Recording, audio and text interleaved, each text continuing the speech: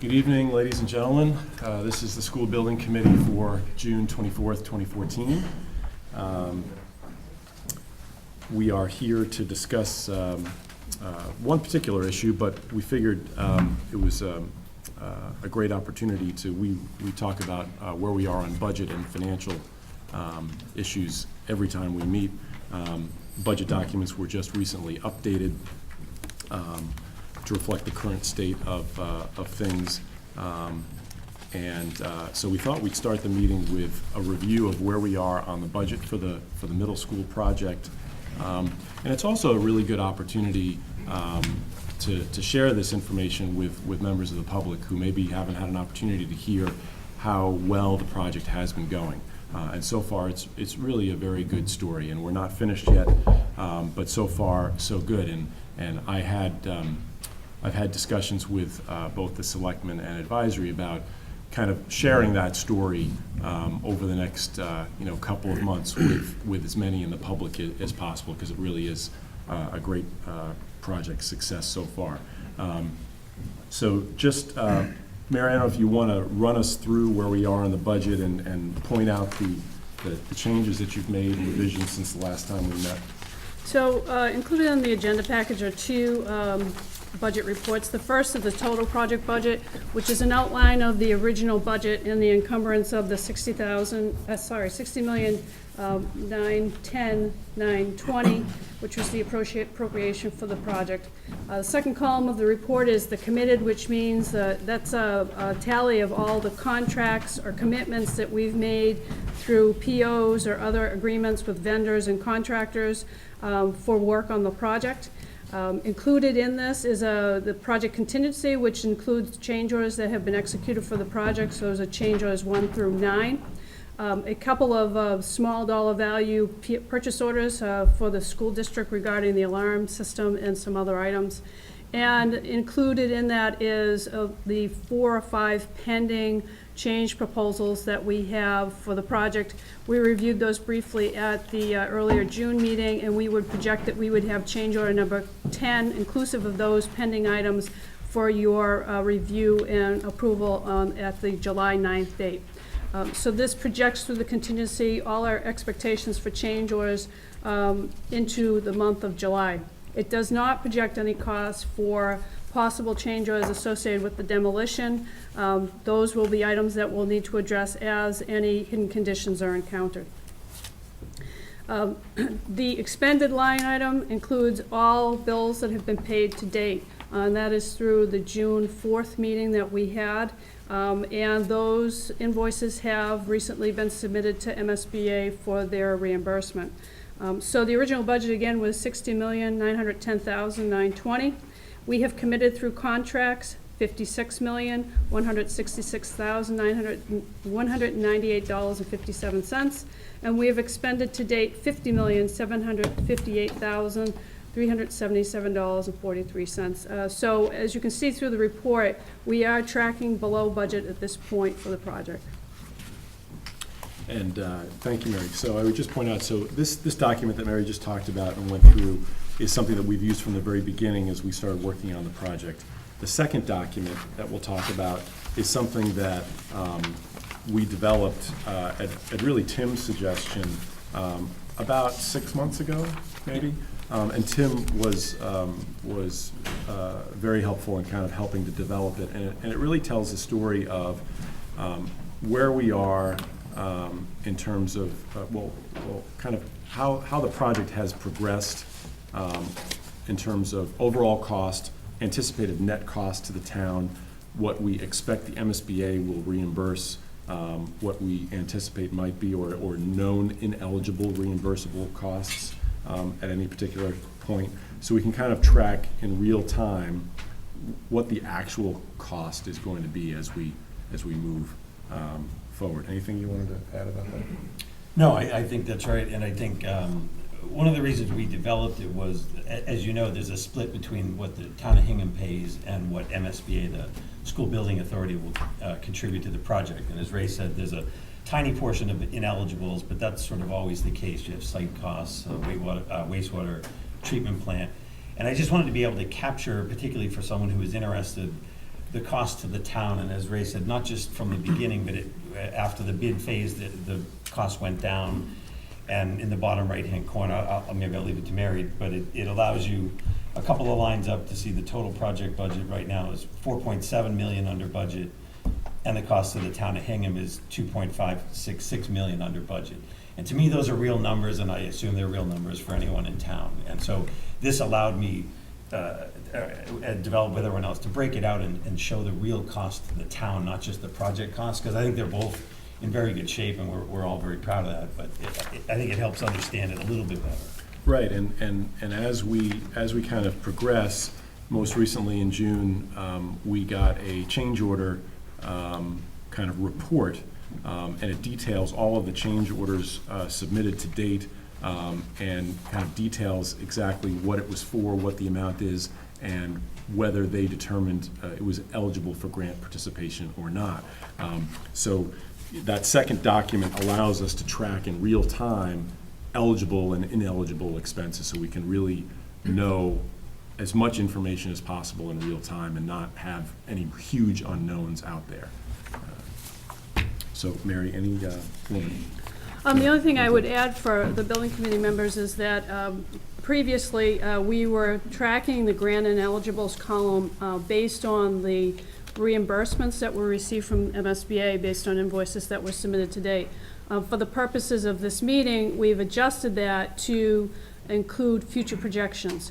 An example of the items that we've added as future projections, as you'll all recall, MSBA has an ineligibles cap on site work of 8% of the cost of the project, construction costs. We exceed that 8%, and there was a number assigned to ineligibles for the amount above 8%. What we've done in this is we have forecasted that original project funding agreement ineligible in the column, so that we're really projecting to what the original grant said was going to be ineligible funds, and also including any adjustments that MSBA has done since the PFA was executed on our reimbursements. So this really does give us a very good projection on where we are today and where we hope to be at the end of the project, taking into account the agreements we had with MSBA on the project funding agreement.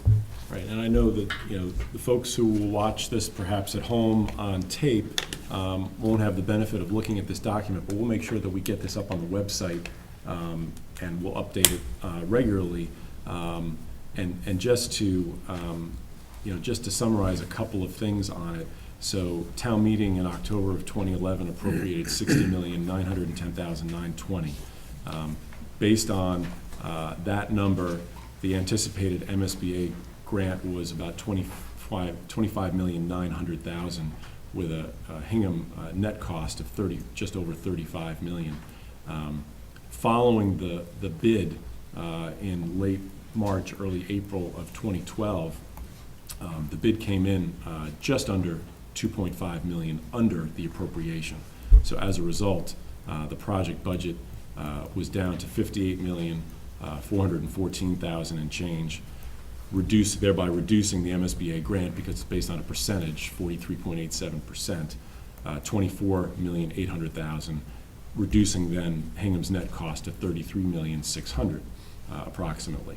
And as we stand now, when you factor in the ineligible costs that we know to date, we are looking at a projected net cost to Hingham of $32,434,000 approximately, with total eligible or reimbursable cost of $54 million, almost $55 million, with a total project cost of $56 million, which corresponds to the first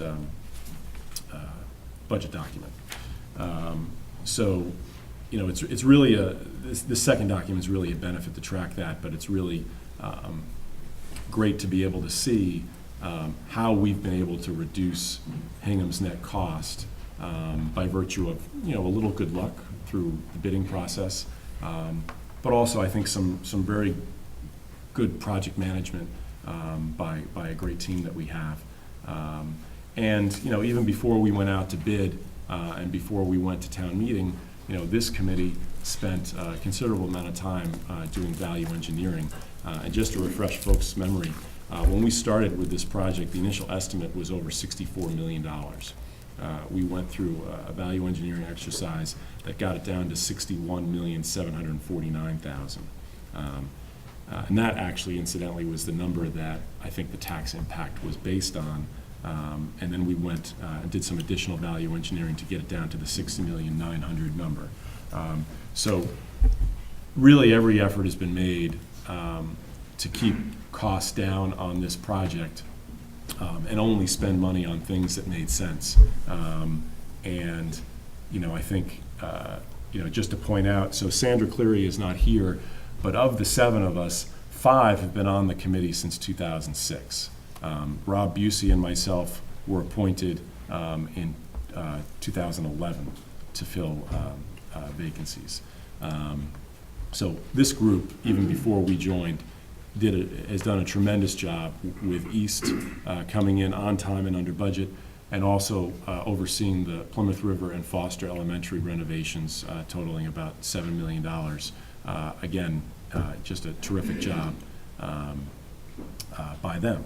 So I think something that we said many times as we started working on this, over 3 years ago, was on time and under budget. And I think we still have that pledge, and I think we're going to succeed. I feel really, really good about it.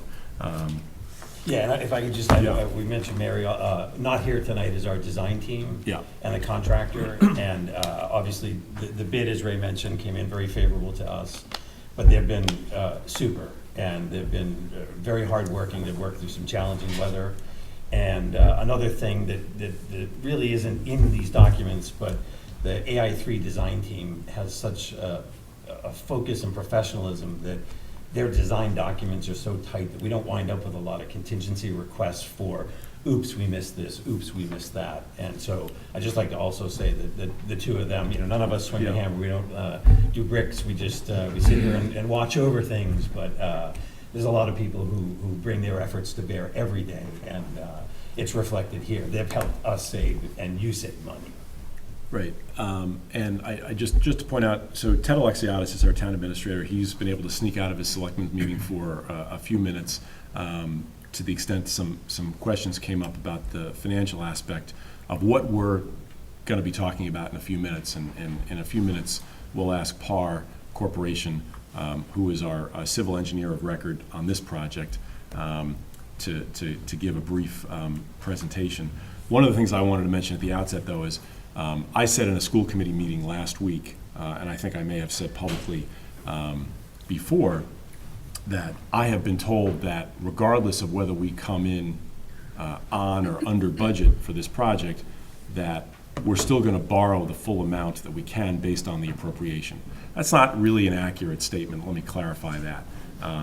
So as I understand it, we're only going to borrow what we need to borrow based on the cost of the project. Obviously, we won't know the full and true cost of the project until the project is done.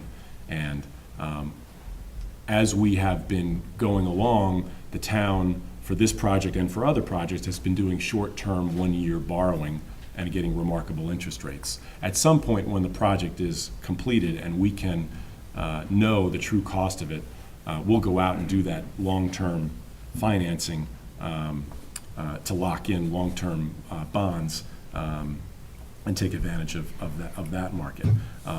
So we'll only borrow what we need to borrow. However, when we went to town meeting in October of 2011, there was a tax impact calculation done. That tax impact calculation was based on, it actually was based on more than the appropriation, but it was based on essentially the appropriation and the expected net cost to Hingham at that time. The taxpayers are still going to get hit with the maximum impact based on the appropriation from town meeting. Initially, even if the project comes in under budget, whether it's $1 under budget or $3 million under budget, there may be and likely will be some savings over time during a perhaps 17-year schedule of bond payments whereby the principal gets reduced, and thereby during the course of that repayment schedule, the tax impact is reduced. But for the initial few or several years, the tax impact is going to be what essentially the town of Hingham bought into in October of 2011. And that's based on the 60,000,009 number, as I understand it. I don't know, Ted, if you wanted to say anything about that. Sure. You need to come up here and, thanks.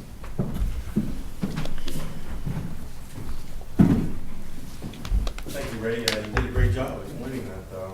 I'll reiterate what you said and be available for any questions that folks have. So, you know, when we do municipal borrowings, especially for a large project like this, it's similar to a construction loan for a home. We issue short-term debt in increasing amounts. I get a construction schedule from John, from Mary, that talks to me about what's the drawdown that you need. And I look at it on a fiscal year basis, and if you tell me that you need $20 million in year one, then we issue $20 million of short-term one-year notes. And at the conclusion of that year, as we move closer to the end of the year, I get another updated schedule for the next 12 months, and we repeat this process. If John or Mary tell me that they need another $20 million, then I'll issue a $40 million note. I'll pay off the previous $20 million note, and we go on for the next year. Ted, is that what we call the cash flows? Correct. Yeah. That's your cash flows. And this is pretty much a standard practice for financing municipal construction projects like this. The one caveat that we're going to have this year is that we're not actually sure, Ray, if we're ever going to go to long-term. And the reason for that, and it's a conversation that we're going to have with the selectmen and the advisory committee to determine financing. You know, we're getting rates, as you indicated. We issued $45 million worth of debt for 0.11? yeah, 11.6 basis points, I think. It's just phenomenal numbers. And we all know that rates are really low, and I think most people can grab the concept that they're probably not going to be low forever and they're going to go back up. But when we look at the municipal finance market, and we're doing this right now, we're going back over 40 years to track rates for AAA credits, which is what we are. And what we're finding is that there's pretty much been, except for a couple of months during a very liquid period of 2009, that the short-term rates are about 300 basis points, 250 to 300 basis points below long-term rates. And so if this is the case, there's a lot of money that can be saved by staying in the short-term market. We're going to spend some time over the summer examining that, exploring that, discussing it with all the policy-making boards, because what we'd be doing in that scenario is trading some long-term risk for some short-term benefits. But the benefits could be substantial. Some of our models we're seeing that we could save, you know, about $9.5 million on this project. Well, when you look at the numbers that you've already saved, and you add that to this, I don't think people really anticipated the school costing as little as it might at the end of the day. Specifically, what you're talking about regarding what we will borrow, the philosophy in Hingham has been, since I've been here now, it's going on 20 years, 3 decades, in the middle of the decade. So I've seen the middle school, I've seen the East School, and the high school, and South School, and this building, and so we've done a lot of these projects, and all of them have been overrides of the larger projects. And in each case, the project has been sold to the town through the town meeting process, and a debt schedule was developed for that. And then we went from town meeting to polls, and the electorate voted for a specific set. So we look at that as they bought something specific at a certain price. If a project comes in cheaper, what we've tended to try to do is keep the same debt schedule, but change the principal and interest amounts accordingly, so that we can essentially pay it off quicker. It's the same amount. We're not charging the taxpayers more. We're just charging them the same amount we always said we would, but a higher percentage of principal in year 1, 2, 3, 4, which of course, like any loan, the more you pay a principal in the beginning, the shorter the interest overall in the life of the loan. The overall effect to the town is twofold in a positive sense. The total project and the total expense of the taxpayer is cheaper in this scenario by advance paying your principal. And the bond rating agencies absolutely love it. And we're always ahead of our required prepayment or required payment schedule. So there's a little statistic called bond rating agencies do, which, you know, they track how fast you pay your debt off. And a typical AAA, by the way, there are other AAAs that actually do the same thing we do. So, you know, sort of the better money managers in the Commonwealth follow this same practice. So I think that might have been a little bit of the confusion about how we borrow and why. So to the extent that if you spend the savings that you have here, we're still gonna hit the taxpayer for the number that we said we would in 2011, unless of course the selectmen and the advisory committee change their policy and want to do something different and lower that cost initially in year one, but that would increase the overall cost. Well, and just a point about that too, that's already come down based on warrant articles that have gone to reduce the tax rate and Correct. otherwise reduce the Yes. debt schedule that you're talking about. Correct. We continue to press that debt schedule down with the meals tax, essentially commitment of the tax refund. So that's essentially what I'm here to tell you. If you have any questions for me, you want me to add anything, I'd be happy to. Does anyone in the committee have questions about? I would, so just on the point about short-term Yeah. versus long-term, I don't pretend to be a money manager, I'm not. But you still get to watch that, right? So if over time we're borrowing at short-term rates, and then the long-term rates start to creep up, you can switch from one to the other, having Correct. saved what we saved in the short term. Correct. In fact, our strategy right now is we're authorized to issue 20-year debt, but we've issued 2 one-year notes, so now we're down to 18 years. Right. So we can't issue 20 years long if we've issued too short. We'll issue a third, actually, we're in the third of the long term, so in next spring, May, June time period, we can issue 17-year long-term notes. What we'll probably wind up doing if we follow the short-term concept is every, I would say probably February or March, we begin the process of examining whether we want to go short or long for the following year. Initially, the proposal that we're working on, and again, it's still in a rougher draft, is that we'd like to target the 10-year note, which means that we'd like to stay in the short-term market long enough that we can issue 10-year debt. Because there's a significant decrease in debt from over 10-year to 10-year, it tracks the 10-year T-bill. And so it's a little more effective, we can get a better rate, longer term if we did that. In the meantime, the short-term rates that we have means that we can throw, so right now, if we issued this debt long-term, we'd be paying close to 3%, but we're paying 11.5 basis points. So that's 289 basis points. Right, Almost just in 3%. case people don't work with basis point, a basis point is 1/100%, so 11 basis points is basically a tenth or an 11th. And so Right, 300 every 100 basis basis points is 1%. 3%. Meaning, so it's almost nil, which is tremendous. Exactly. So to save 3% on a $30 million project or a $35 million project, 1% is $350,000. So there's $1,050,000 that we can throw to principal. You take a $35 million amortization schedule of debt, and you throw $1 million in the first 5 years, you're gonna save a lot more than $5 million. In fact, that's where we're coming up with our $9.5 million savings. So this is an opportunity for the town to really take advantage of its AAA, because I think the market is a little unbalanced regarding short-term cash. So that's an opportunity for us. We'll present it to the selectmen and advisory, and if they agree, then that's the direction we'll probably move. So my plan was to open up to the audience a little bit later after we had the presentation from PAR, but Ted isn't going to be here forever. So if anyone has questions specifically for Ted, be happy to entertain those now. Brett, go ahead. Dr. Schreier, you need to come up to the microphone. Sorry. Identify yourself and. Ed Schreier on Gardner Street. Ted, at what point does the town start to reduce principal? And how does prepayment penalties enter into borrowing?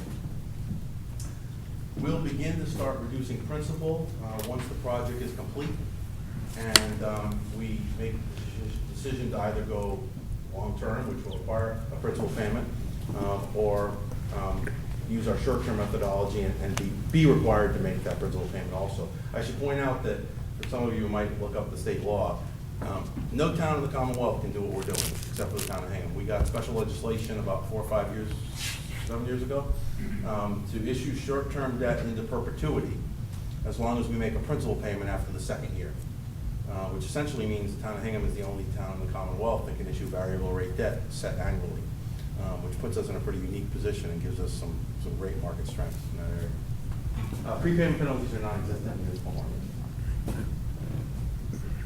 Brad? Cynthia? Silence the crowd? Cynthia?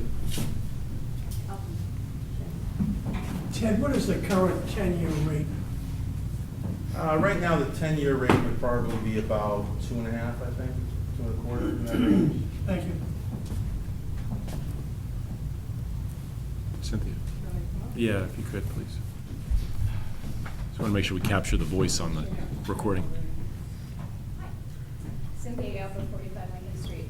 My question is sort of big picture, so all those other little details aside. We're still borrowing less money, correct, if we spend less money? Yes. I want to be clear, because this is one of the issues that came in to play. There's an appropriation, it was approved by town meeting, the school building committee has the legal authority to spend that appropriation. We'll borrow whatever they tell us at the end of the day is the total project expenses. My office is not involved in, whether they will or will spend it on this part or that part, that's not what we're here for. We'll finance it, Selectmen and Advisory Committee may have an opinion, my office does not. We'll handle the financing accordingly. And yes, if the project comes in less, we will borrow less. Okay, and sorry, one follow-up, if that's okay, just so I understand, because I don't do this. I get what you said about, basically borrowing the same amount that you said you were gonna hit the taxpayers with at the beginning, except essentially then the borrowing would end sooner. Correct. Okay, that's just what I wanted to make sure I understand. Yeah, I think that's the confusion, that, it'll just shorten the maturities, because we're gonna be hitting, it's like your mortgage, you have a 30-year mortgage, and if someone makes, if you make 2 extra year payments in year 1 and 2, you're probably not gonna have a 30-year mortgage, and that's the same scenario. Thank you. Christine?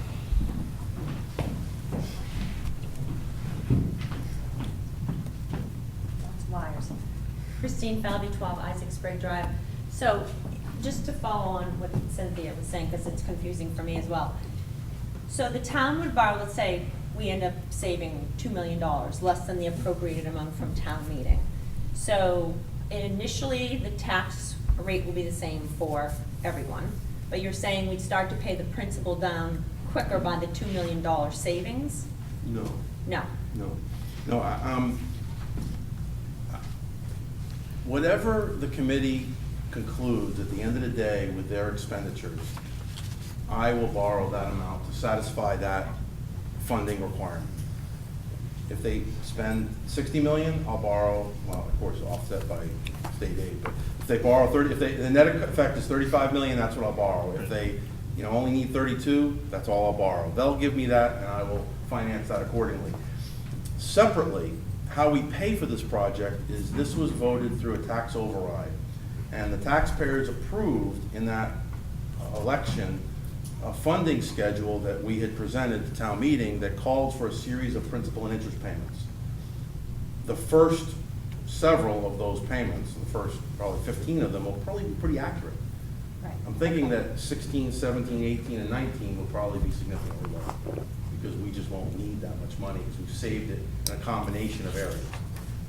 Lower project costs, better interest rates, by driving some of that difference in the interest rate to the principal, it's gonna lower the long-term effect. So, and maybe you don't know the answer to this question.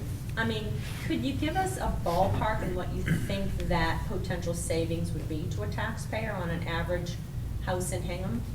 No, and the reason I can't is because, if I understand your question correctly, we haven't yet determined what the financing mechanism is, because the advisory committee and selectmen haven't yet opined to me whether they want to consider this newer approach of short-term versus long-term financing, and there's some risk associated with it, and I always tell people when I talk to them about risk, I can't tell you what your risk tolerance is, you have to tell me. And essentially, I have to hear that from the town through the selectmen and through the advisory, what's your risk tolerance? And we'll lay it out, we'll try to show people, we don't think there's a lot of risk here, but there's always some, and people have to make that decision. And we borrow short-term and rates spike, I mean, in 1981, they were 18%. Right. So, I mean, they can spike. So, Ted, if I could just maybe give an example. So if folks have the second document in the packet, and if you follow from the top, so the appropriation was $60,910,920. Based on that number, if we spent the entire appropriation, if the budget came in 60,910,920, the MSBA grant that we figured, based on that number, was the 25,000,009.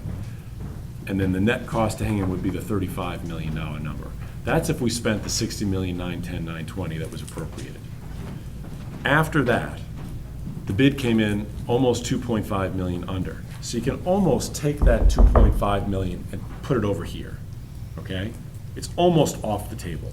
Now granted, could something catastrophic happen, God forbid, and we need to access that? Yeah, it's possible. But it's almost out of the realm of possibility as far as I can see, based on how this is structured, okay? Then, based on how we've been going, we have only expended a portion of the contingency set forth in the budget. And based on that, the remaining contingency that was in the budget puts us at a net cost of $32,434,000 and change, right? So that's the number that the town, say the project was over today, we were done, completed, and that was the end result. That's a number that Ted would then go out and borrow on and make a decision whether he continues to do short-term financing or he decides to convert into long-term bonds, right? That's the number. I can't borrow any more than that number. That's really a very clear set, well, I guess technically I could, but then I'd be in violation of IRS rules, and I'd have to arbitrage and pay it back, so we won't. And it would be a negative to my auditors and to my bond rating, so we won't do that, even though we could. We won't. So is it fair, just to keep it simple, which is one of my principles, right? So our mantra is on time and way under budget. As Ray just said, you know, originally the cost was maybe 35 million to Hingham, 33.6 million to Hingham. Today, 32.4. So it's coming down, and I'll be perfectly honest with you, it's gonna be a little higher than that. We're not done yet, but it's come down. If you marry that up with the current strategy of short-term borrowing, which is almost 3% less than long-term borrowing, that's in complete harmony, right? Over the long term of debt, the town of Hingham and the taxpayers are gonna save money because we've spent less money. Correct. Regardless of the short-term or long-term issue, if the project comes in less, it'll cost the town less. Right, and so your piece of it, borrowing at a more advantageous rate currently on short-term, is just adding Yeah. extra Adding to the more value. savings, right? Right. So that's why I said, we're in perfect harmony. Yes. Yeah. Carol? Very interesting, thank you, Ted, for being here. So my question, Carol Falvey, 7 Isaac Sprague Drive. When we went to town meeting, what rate were you assuming we were gonna use for the long-term borrowing? 4%, right? I Or- believe, It's either 4 or 2. I think, I'm pretty sure it was 4%. I think it was. I'm not positive, it's 3 years ago, I don't remember. I think it was 4%. And I will tell you that Einstein once said he never remembers anything that he could look up, so. Yeah. I can look it up, if you give me 5 minutes, I'll run upstairs. and Let's look it up. assume, because I think, I recall was I 3 think and it a was half. 4, no, I think it was 4. think it was four. So if we end up borrowing for a year at a short-term rate over the current 2 years or a couple of years, we're gonna save substantial money over and above what we told people at town meeting. We already have. Right. If you look at the tax recap sheets that I file with the Department of Revenue, and you see how much debt exclusion I have assigned to the taxpayers, that's money that they'll pay above and beyond the 2.5. Every year on this project, it's been less than we originally went to town meeting with. Okay. I just think that's important for people to understand, because that is maybe part of the discussion that we may be having tonight. Great, thank you, and thank you to everybody, because I know you've done this for a long time. I know what it's like to come to these meetings every week or, twice a month, and it's a lot of dedication, and let me thank you all. Thank you for finding that thermostat though, too, Rick. Yes. Any other questions while Ted is still here? Because I think he's probably going to skip out. I gotta go back to the selectmen. If anybody has any questions afterwards, they can get me through Rick. Great, thanks very much, Thanks, Ted. Ted. Appreciate that. Any other questions on the budget or financial issues? I just wanted to reiterate one more time. If you look at the budget, so we walked from September 2011, Hingham cost is 35.001. October 2012, after the bid, Hingham's cost was 33.6 million. under the projected amount, most of the way down, you'll find a bolded item says total cost to Hingham. The second column is 32.4 million. That's today's number, but I can almost promise you it's going to be up a little bit, not a ton based on what we know, but I just don't want anyone to walk out of here today thinking that the project's over, and if we finished in a month and it was 32.534, they said, well, what happened to 100 grand? There's a little bit, we don't have all the reimbursements back from the state, and there's always a small question, but I just want to be absolutely clear, it's going to be a little bit higher. Just ask you a quick question. Yes, about Sarah. that. So on this piece of paper, what I'm seeing right now, the projected under budget is 1,176,000, right? Is that the actual difference? Is that what- No, the very bottom number is the full disclosure for those of you who can't hear or see, that was I my know, wife sorry, asking the I- question. Sarah okay, Collins, yeah. ladies. Sarah Collins, we live on Lantern We don't Lane. have, but I haven't seen this form. So the very bottom right number on this spreadsheet is the projected savings to the town of Hingham at this very moment in time from the 60,910,920 number. From So, September 11th, September 2011. right, from the town meeting budget number of almost 61 million, the project is 4.7 million under, and the town of Hingham cost is 2.5 million under. Right, but from the contracted one, with the contract in October of 2012, the under budget, right? When it came in. As Ray said, there was sort of what we hoped to have been locked-in savings Right. when the project was bid, almost 2.5 million. From that point, we are still tracking under budget shared between the state and us, our share since then, but I think the total numbers are a little bit more relevant over time. Right, so I think it's helpful if you look at the first budget document, so we talk about the 2.5 million that the bid came in under, it was 2.4 and change, almost 2.5, just shy of 2.5. So that's not reflected on here necessarily. But if you take that and kind of put it away, like I said, then if you look at project contingency, so that's another number, 2.5 million, that was built into the budget, the appropriation. So that's the number we're really talking about, a variable number here, right? That's the number that we have been submitting change orders against. So, I don't think any of us anticipates expending all of that contingency. So that we would never even approach thinking about that 2.5 million under the appropriation that the bid came in. That's out here kind of protected. I don't think any of us anticipates ever having to, because regardless of, again, God help us, but we don't anticipate any circumstance that would cause us to expend all of the project contingency and seek to go beyond that, even if we were to consider a turf field. Okay, that's all.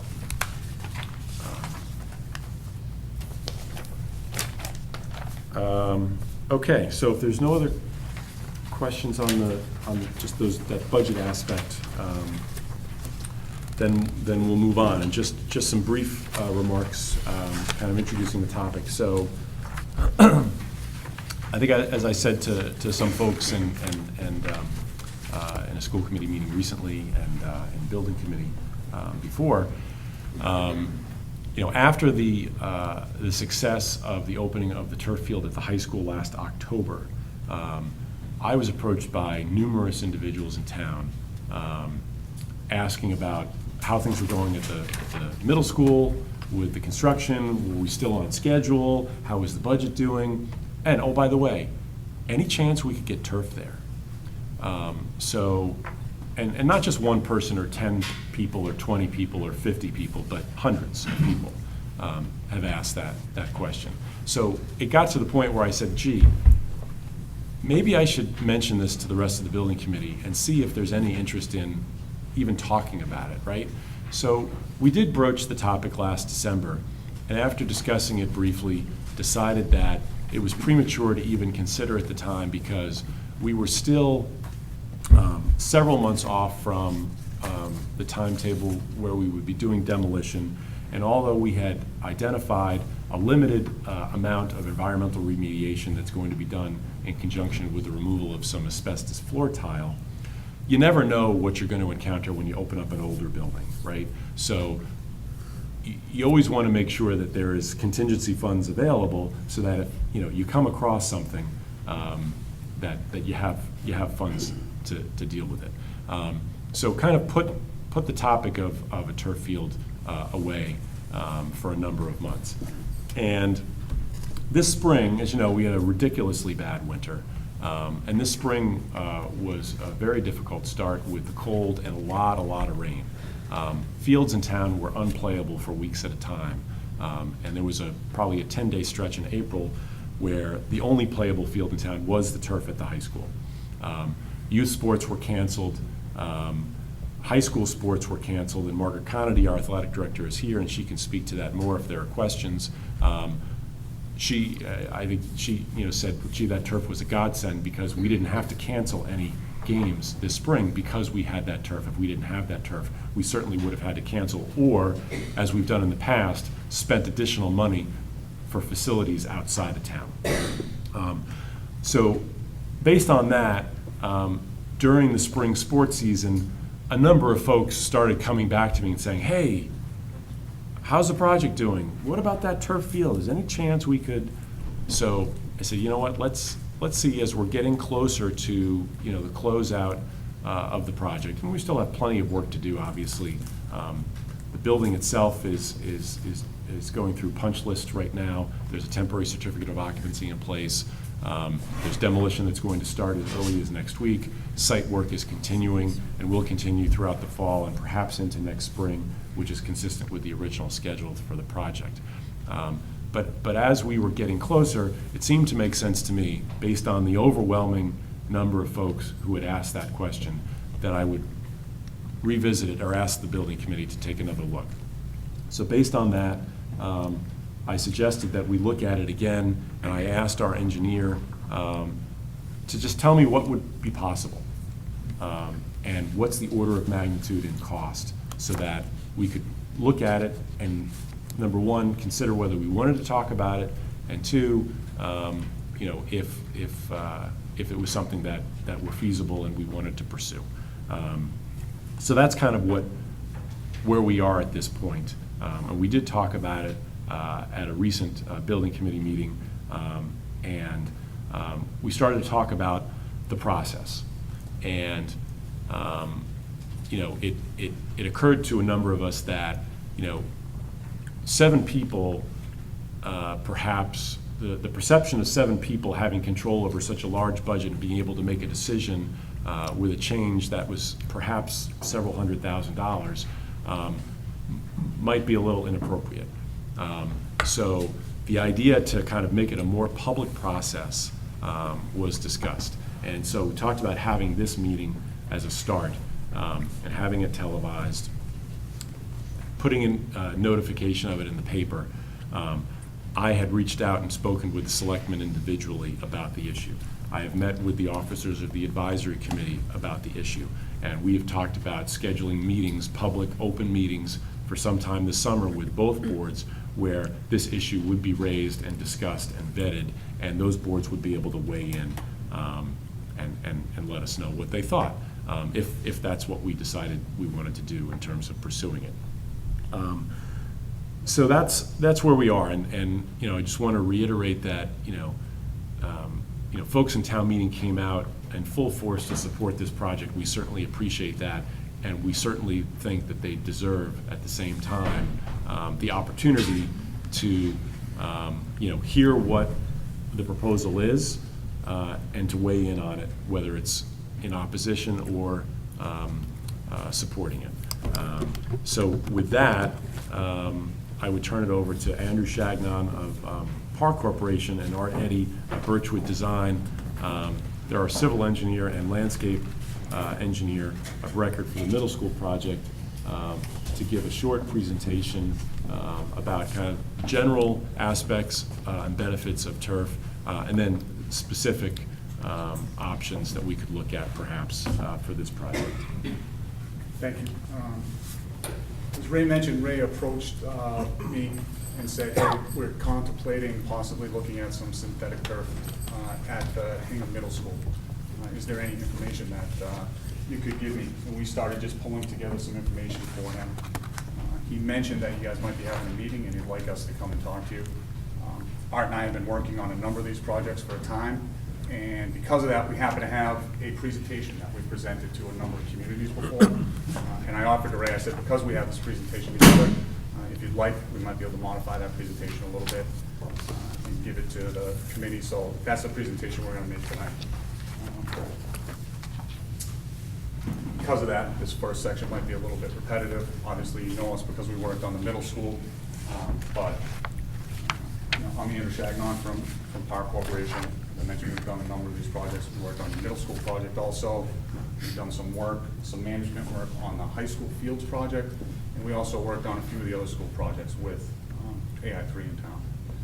Our company has been around for about 40 years. I've worked for them for 14, and I worked on the majority of our K through 12 work, and I believe all of the synthetic turf field work that we've done. My name is Arthur Eddy. I'm the landscape architect on the Hingham Middle School, as well as Andrew mentioned, we do a fair amount of synthetic turf fields, natural grass fields, athletic facilities together. We're a landscape architecture firm out of Providence, Rhode Island.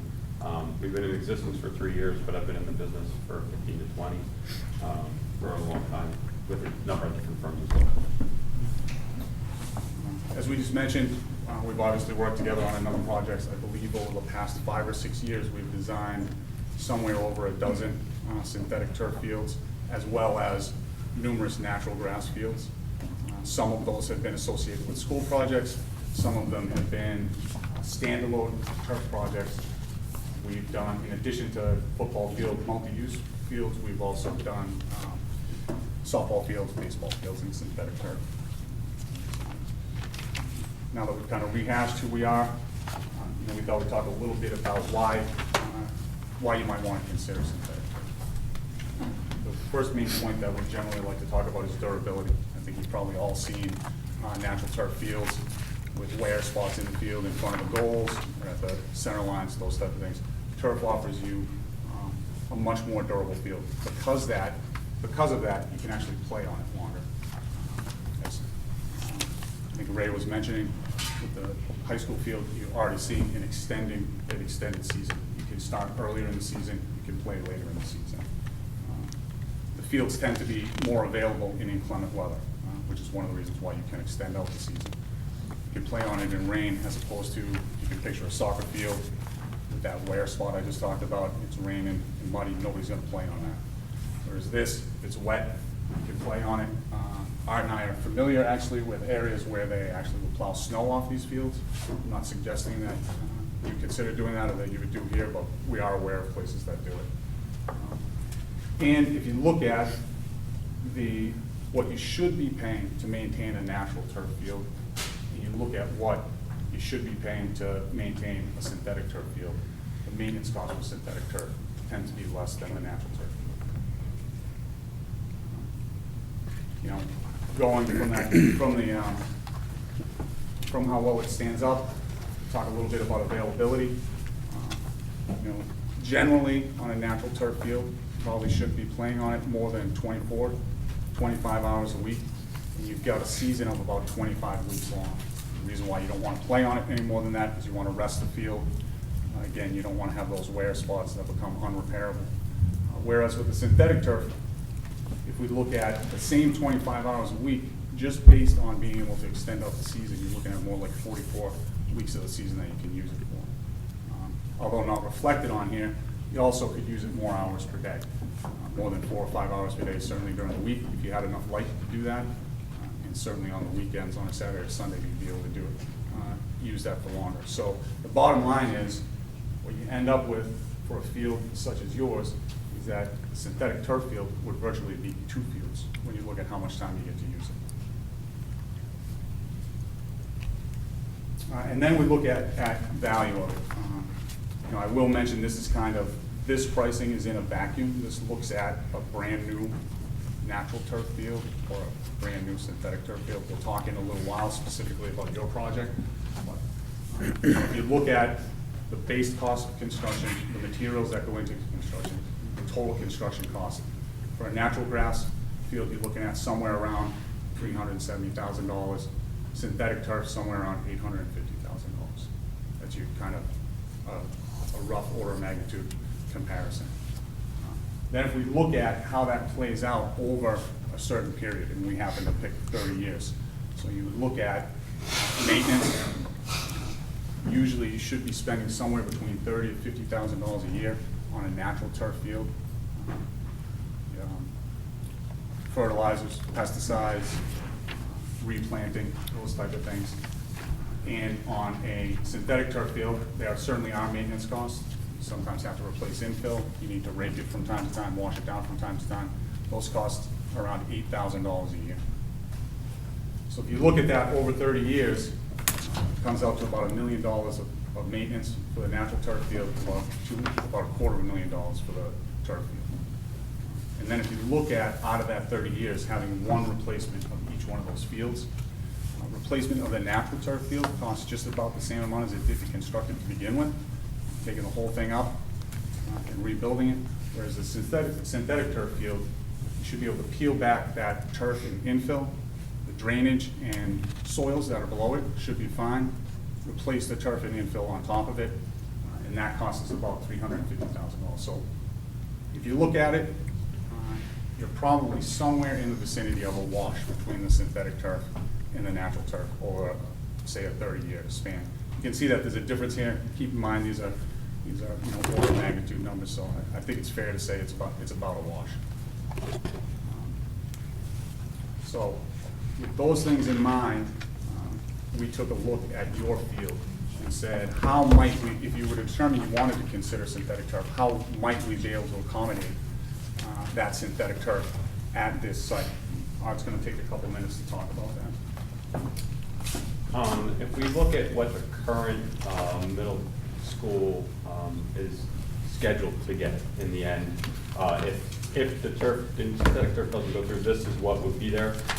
Is a Pony League baseball field, kind of on the west side with a multi-use field overlaid in that Pony League baseball field.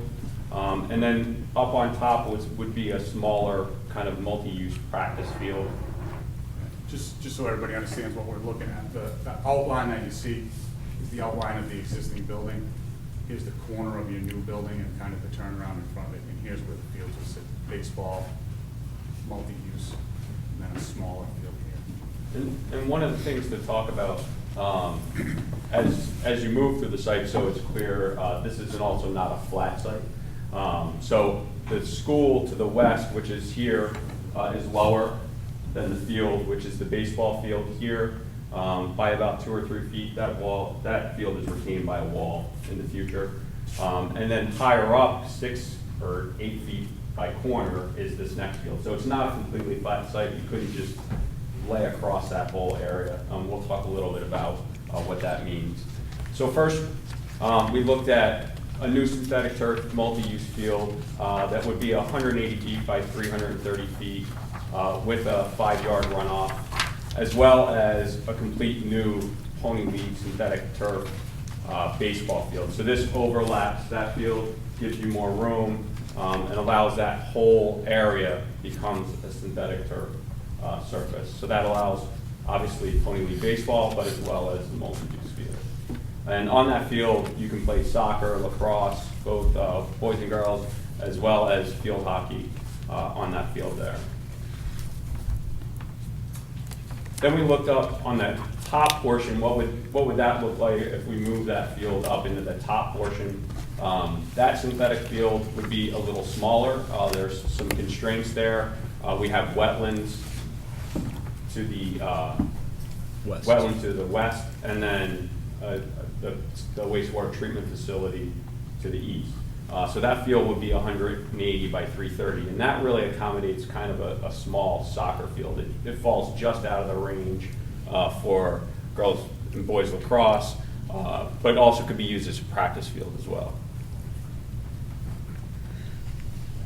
Then we looked at what if we just did the multi-use field and found that you decided that you don't, baseball is not as much a priority. What would that field look like? And that would be 180 by 330. Again, With the 5-yard runoff, again, accommodating both soccer, lacrosse, girls and boys, and field hockey. Keep in mind, while there looks like there's room here, we're being conservative. Just because we have to deal with the slope, we have to deal with some drainage issues coming off that slope as well, so we're trying to leave some space. But again, as a preliminary look, that's what that would look like. And then lastly, was looking at, could we provide a full-size 180 by 330 synthetic turf field and get the Pony League field back in? Again, would be a natural grass field, not necessarily synthetic, but this would be synthetic down here, again, accommodating all the sports. The challenge here is, as we mentioned, you can see through here, these lines represent slope. We would have to put in walls and fill that area significantly along this edge to allow that field. So there's some associated costs that come with moving that Pony League field up onto the top field, up into the top area there. And then with that, I'll turn it over to Andrew, who's going to talk a little bit about what the associated costs might look like. One additional thing to mention in this option is we actually have the limited disturbance for the project falls right here, and we've actually, to get this to fit in here, we've actually pushed it to that limited disturbance. So, just kind of as a recap, right now the fields as they stand right now will accommodate, the multi-use field will accommodate pretty much anything but football right now. It could be probably expanded out to football, but it hasn't really been designed for football. It hasn't been designed for football. Obviously, if you wanted to play football, you would be in the infield of the Pony League field, so part of your end zone would be in that infield, and then you have to deal with goalposts within that structure. So it wasn't intended in the original design. And any of the multi-use fields that we looked at would accommodate all the same sports except for that top field, which would. Right, which is small. So, we know what, certainly what everybody's concerned with, once we start talking about these options, is what might be the potential cost. We pulled together some numbers for this. Let's see the presentation. I'd just like to caution you, this is obviously pre-designed, there's been no design done on this yet. We pulled these numbers together from some industry numbers that we have from previous fields that we've worked on. There is a healthy contingency put on all these numbers, about a 20% contingency, which we think is appropriate for kind of this level of budgeting we did. If we look at the first option, as you will call it, was the multi-use field and the baseball field with synthetic turf on it. You'll see we have an accounting of numbers here, which accounts for all the synthetic turf associated things. We have some deducts and credits that we put to this. Certainly seeding would be a deducting credit. Some of the soil below the field would be a deducting credit. You will notice loom is not on here as a deduct or a credit because the loom exists on site already. They stockpiled the loom, screened it, and amended it. So that is there already. We add all those up, as I mentioned, put a 20% contingency on those. You're talking in the vicinity of $820,000 to build this facility. I do have a number down the bottom there, just as an alternate. In the original design, we did not have any fence around these fields. And just as we were looking at it, we anticipated if you were to consider synthetic turf here, you might want a fence around it. So we just included that price at the bottom. If we look at option number 2, this was the small field up the top. Again, we have an accounting of the things that are associated with the construction, kind of broad, big items associated with the construction of the synthetic turf and drainage underneath it. We have the deducts and credits similar to what we had before. If you look at that with the contingency put on top of it, you're at about $606,000 for that option. Plus the fence? Yes, and I apologize, for some reason the fence got cut off on the bottom, but it's approximately around the same number, $35,000, $40,000 for the fence. This is obviously a little smaller than the other one. Option number 3, we looked at the multi-purpose field down the bottom with no baseball. We go through the similar accounting as before. You get some additional deducts and credits for backstop fence at the baseball field, infield mix that would go into the baseball field, so you get some additional credits on this one. You can see we put the contingency on there, and you're about $611,000, around $612,000. And again, this one does have the fence at the bottom for around an additional $35,000. The last option, which was option number 4, completely reconstructing the top area to accommodate the field. Again, we go through the accounting of synthetic turfing. You'll notice there's a couple of items that are added here. As Art mentioned, just if you look at that kind of center area where the grade drops down from here to here, we need to fill that area in. So you'll see that there's an extra fill number in here for fill material. There's a wall number. Again, we thought those were kind of some bigger ticket items, and they should be included in there. You have your deducts and credits, your 20% contingency, and you end up at about $806,000, $807,000 for that. So, we believe that that's kind of a comprehensive look at what you might be able to consider if you want to do it. We're certainly available to answer any questions that you might have. Are these costs based on a bid? Or They are not based on a bid. They are not based on a bid. These are based on some industry numbers that we have. So, for example, we may have looked at other estimates that were done. There's resources such as RS Means. I don't know if you're available with it, but they put together industry numbers for costs. They're also based on numbers that we've actually seen. We just had a synthetic turf project that bid about 2 months ago. It's under construction right now. We have another project that was just had completed construction in the fall. So we looked at some of those numbers. And then for some of the credits, we actually took some numbers right out of, for example, the baseball numbers we took right out of the schedule of values for your project. So they came from some different places, but again, there's been no design done on this. We just kind of said, hey, here's a field. This is about what it costs for a field of this size. Here's square foot for the turf. Here's square foot for the infill, and that's where these numbers came from. And Stefan, just to give you a little perspective, so the turf field at the high school, when we looked at that leading up to the town meeting that authorized it, we looked at the differential between natural grass and turf. A little bit different there because part of the problem there was a drainage issue, right? So whether we were going to move forward with natural grass or turf, we had to address the drainage. So built into both cost estimates for natural grass and the turf was a significant drainage infrastructure, certainly different and more comprehensive in the turf. But in our case, if you recall, early on in the design phase, when we talked about the fields, and again, we didn't really spend a whole lot of time on the fields, you'll recall, other than to value engineer the basketball courts out and talk about how, well, we had fields at the middle school before, so we should probably have them again. And what we did do, and Andrew reminded me of this, was kind of introduce the idea of it without any drainage infrastructure, because it really wasn't something that was, it wasn't a problem area, and that the fields could be constructed with pitches and things like that where natural gravity would aid in drainage. So, we looked at the differential at the high school was $450,000 between natural turf and artificial turf. It's a bigger delta here because we lack that drainage infrastructure in the natural grass.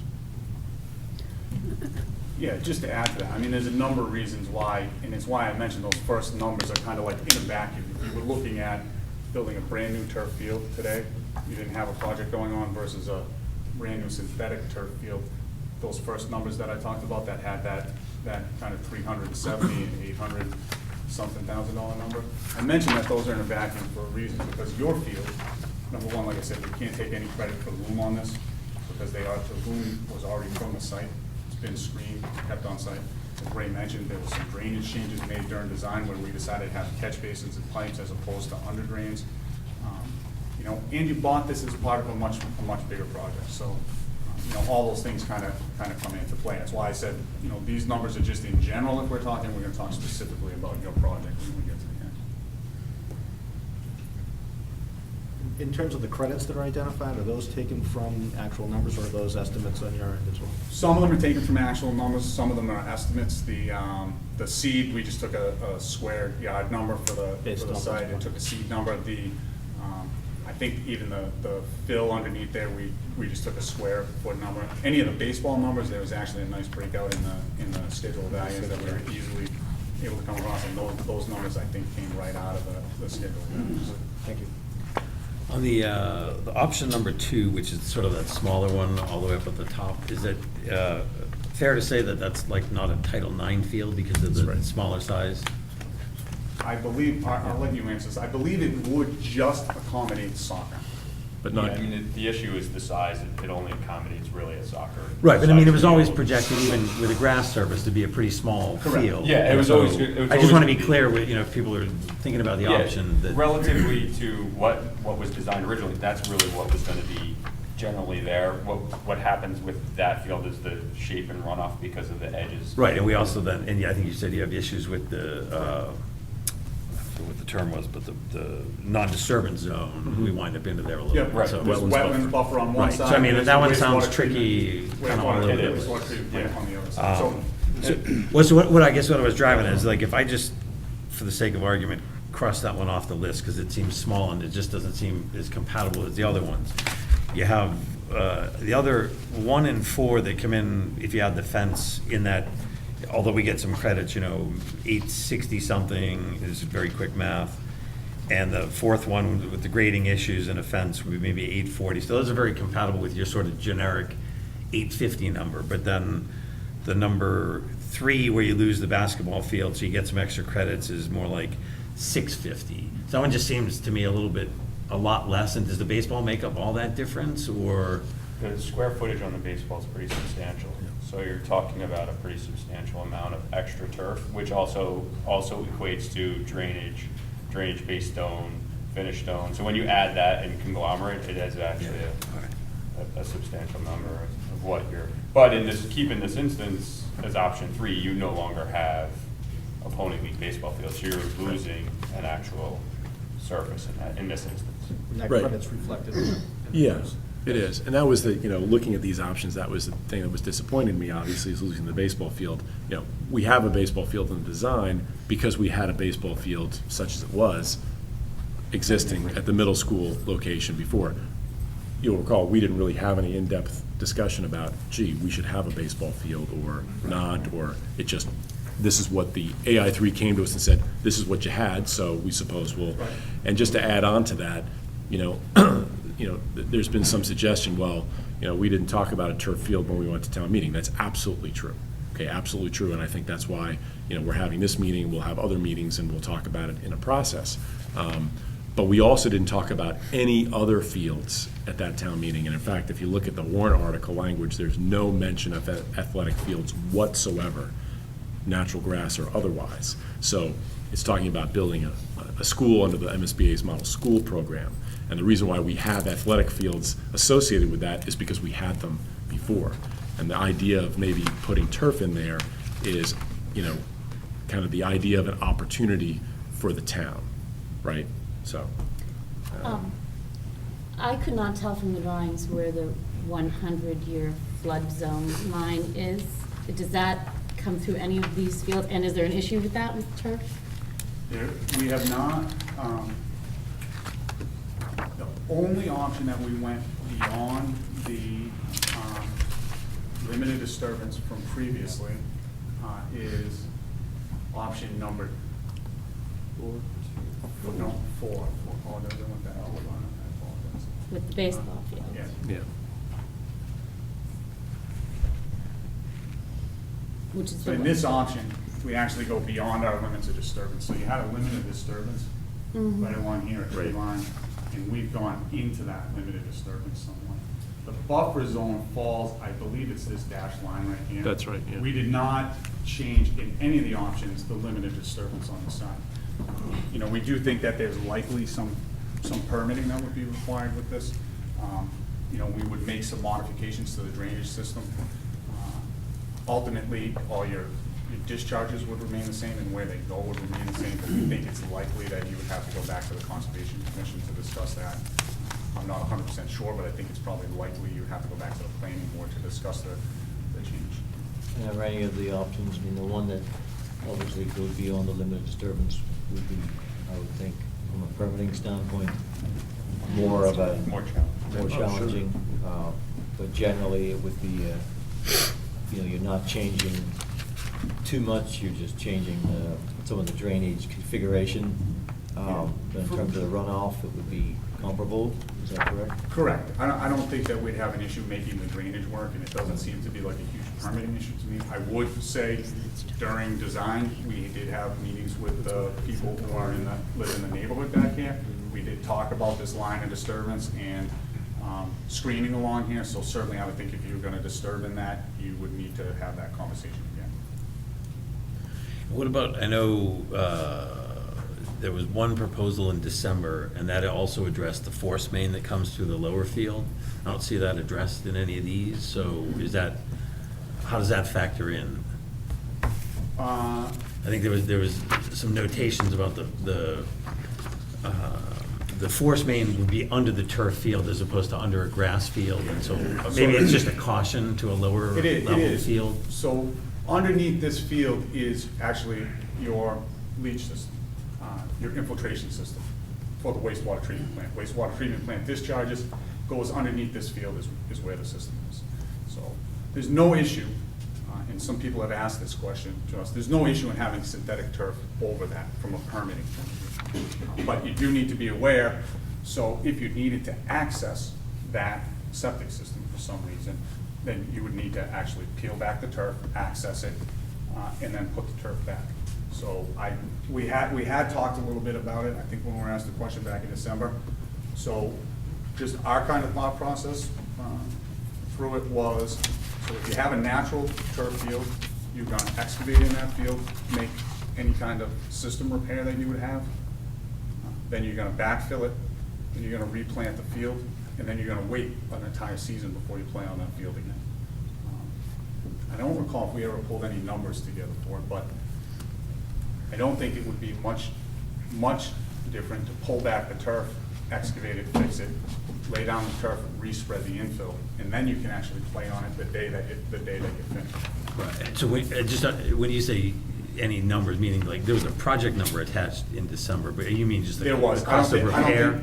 Correct. I don't think that we contemplated what it would cost if you had to do a repair. I don't think that we contemplated that anyway.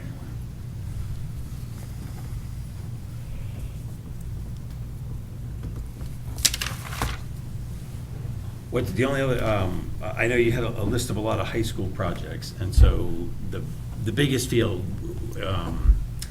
you know, sort of full Title IX, all sports, strikes just me as someone working on a middle school project as a higher level field than a middle school. What's the difference impact-wise for a middle school program, or is that just not something you guys get into in terms of what curriculum sports can be played on the turf and what would it be on the grass? And obviously the location of the turf means the kids can play on the grass. I'll let Art talk a little bit about, but just before he does, I would just say from my point of view, if you're gonna build a turf field, I would build it to accommodate as many sports as you can. Because of the durability of it and your ability to use it, we would imagine you would use this for more than just your middle school. Oh, no, understood, but I mean, how does it impact the middle school program, like in terms of what? From a middle school size, it wouldn't have any impact on the middle school size, especially from lacrosse, field hockey, and soccer as well. Because they're used to playing on basically the same size field as high school. So I think there might be two different questions Yeah. here. You're saying there would be no negative impact, and I Right. think you may be asking if there's a benefit to it for middle Well, school. both, I mean, I've also heard that at the high school, there's certain sports that can't be played on the turf, so I guess that's what I'm getting at, and maybe this is a question for the school committee or something to. What have you heard can't be played on the turf? Gyms, like the gym period. They absolutely have gym on the turf. And some Yeah, so do and some don't. They could have gym class on. Yeah, they absolutely. Right, so if they have, I mean, just like, I think they do archery at the middle, can you go out and do archery out there? No, we would not. That's we would funny. not That's the second recommend- time I've heard that tonight. We would That's, not recommend that no. you shot arrows into the turf. Oh, again, I'm just trying to. But I don't know that we understand. have an archery program, you know. Things that could puncture the turf, obviously, are. Yeah, I have a question. that's funny. If I could, just 1 second on that, and I don't want to get too far into the weeds on this, because it's really a design question. But in places where we've actually gone to design on a field like this, we have extensive discussions with the town athletics departments. What are you going to play on? There's different designs that you do for different sports. If you were only going to play soccer on this, you would have a certain length turf in it and a certain amount of infill in that. They actually make some turfs that will lay down more than others. If you were only going to play field hockey on it, you would do a different design. If you say, we want to be able to play as many sports as we can on this, and what Art does is he looks at that, and he's going to give you a design that actually has a hardness of infill, the turf, and how much is exposed, whether it's whether it will lay down or not. All of those things are looked into. And you know, as you can imagine, most places say what we want is, quote, a multi-purpose field. We want to be able to play field hockey. Yeah, no, and I think it's probably too granular a question for what we're talking about tonight. I mean, it's the first time we've seen it too, so it's, you know, maybe we just need to take it to a higher level anyway. Going back to the wetlands, in your experience, have you worked with fields this close to a wetlands area in particular, like working into the watershed aquifer? We have. District? We have. And there's I would actually no say environmental impact? probably, I don't want to say a majority of them, but a lot of them have been pretty close to wetlands. It tends to have, you know, fields. Right, at typically. schools tend to be close to wetlands. You know, from the information that we've seen, you know, we think that actually synthetic turf, you know, over time fields get, and again, they just get deteriorated. You see the fields with the bare spots, they get wind blown, dust on them, they become very compact. They have a hard time infiltrating water, and that's why you see fields that are in bad shape holding water after it rains out. They can't infiltrate the water anymore. We actually would make an argument that the synthetic turf field actually helps you infiltrate water into the ground. You get less surface runoff, you get less application of pesticides, less fertilizers, those type of things. So, you know, we've had this discussion a lot, and just from our point of view, certainly some of you as a community would need to decide, but from our point of view, you know, we would say it's actually a good choice to have it in that area.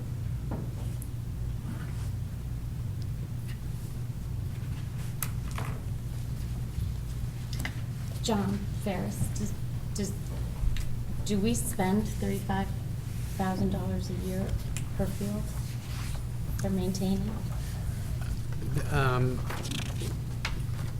That seems like a high number and a large a percentage of the delta between the 30-year overall cost Right, I is mean, based on $1 million. Right, I mean, we don't have it measured by a particular field. I mean, but clearly our grounds budget and the extra money that we spend would exceed $35,000 in a year, you know. Per field. Yeah, not per field, no, in the aggregate. It's probably closer to about $50,000 for maintenance of our fields. Of all fields? Yeah.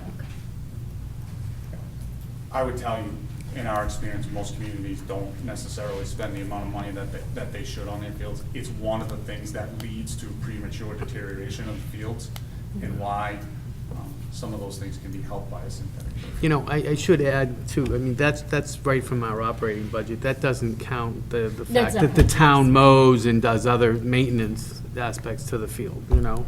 And actually, we do have a maintenance person that does a lot of work on the fields too. So, you know, it's whether it's product or whether you look at the total maintenance effort of a field, you know, I'd have to dig into the question really, Yeah, you yeah. know? That's-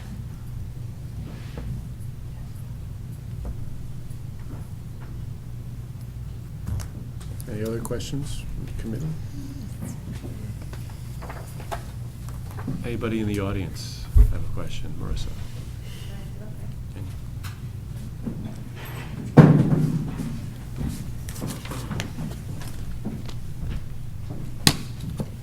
Marissa Costello, 43 Woodlock.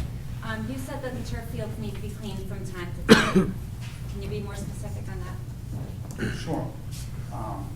So generally, turf fields are rinsed down, again, from time to time. A lot of that has to do with how you how you upkeep the field. So people who've been on turf fields, you generally see they won't allow people to have things like sunflower seeds. They don't like people taking Gatorade out on the field. And then just from playing on the field, that you get, people are actually playing, warm weather, sweating on the field. So some fields are designed with that whole irrigation system that shoots water all over the whole fields. In our experience, those are fairly expensive. In most of the fields that we've designed, we've recommended that people actually have a water connection and what is called a water cannon. It looks like a big, actually it looks like a big, giant sprinkler is what it looks like. And that, how often would we recommend that people rinse down? Really rinse comes down to the field? weather. If it doesn't rain for a long period of time, and the things that Andrew's talking about is blood, sweat, and tears, Right. needs to be washed. So And that's. is a special chemical used to clean the field when it's blood and other body fluids? There are companies out that do provide that service. Is that recommended? I would not recommend it. I don't see it as a value. There's nothing scientific that says that this is an issue. Yeah. So those are the things we've seen. We do recommend rinsing the field, obviously, if With it's just long time. plain water? Yeah, just plain water, rinsing it. So is that system you just talked about included in the cost? It is, we didn't break it out as a separate cost, but we would anticipate like the 20% contingency that we have in there. Right now, you don't have a water connection. You need to bring a water connection out there, and you get the piece of equipment. There's a number of pieces of equipment that would go along with this, a groomer that would go along with it. If, again, just based on our experience with what we've designed, you certainly would make a decision on your own, but for the pricing we put together, we would anticipate those things are covered by that 20% contingency. Right, and so just a point on that, so the turf field at the high school, we value engineered out the water cannon, specifically because we did research, benchmarking research with other municipalities, particularly Weymouth, who has a water cannon and has never used it. Thank you. Brad? Brad Gop, before so you put 20% contingency in to cover known expenses? Is that what I just heard you say? You know that there's these other maintenance expenses, but you either compensated for with 20% contingency? No.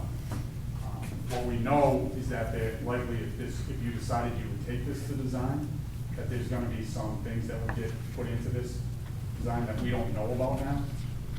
Water connection may or may not be one of those.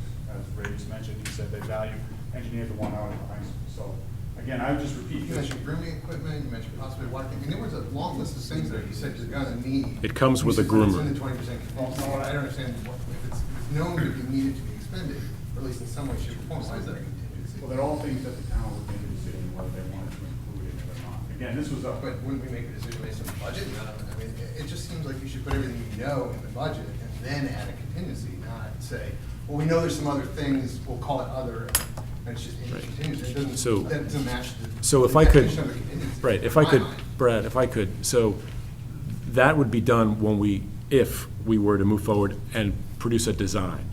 Once you design something, then you would itemize all known items that are going to be in the project.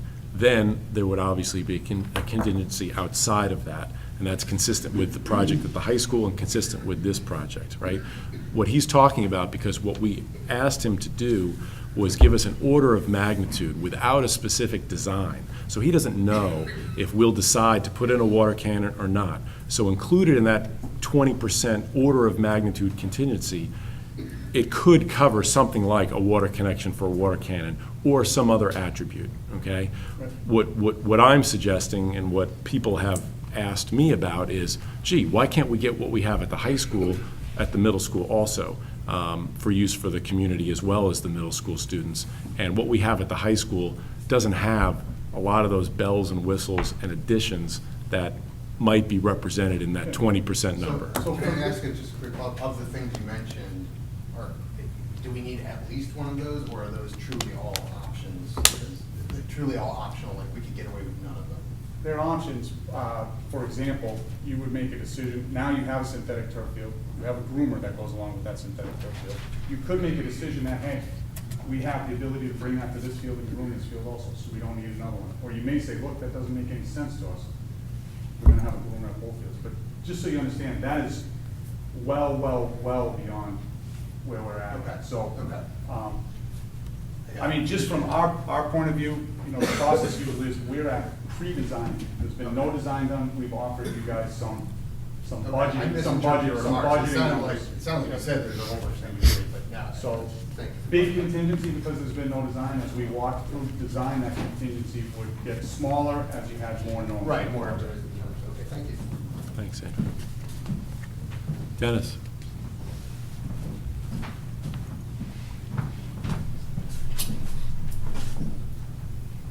Dennis Friedman, 445 Cushing Street. So in option 1 and, excuse me, 1 and 4, I believe, we had everything below. Is there still room for a practice field, size field above?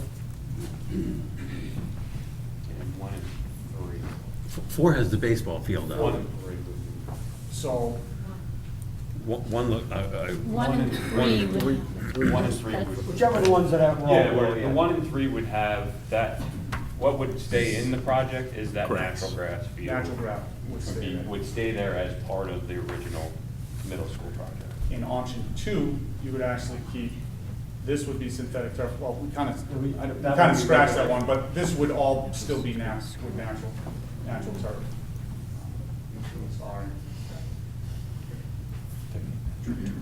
Option 3, you would still have the practice field at the top.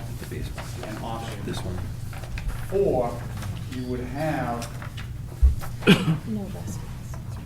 what you would be able to do is use the outfield here as practice. So in your current option, you have the outfield is your actual multi-use field. If we moved that up, you'd actually have the outfield. would be That's your correct. So practice. in 1 and 3, in addition to what we're building in, you would still have above. Yeah.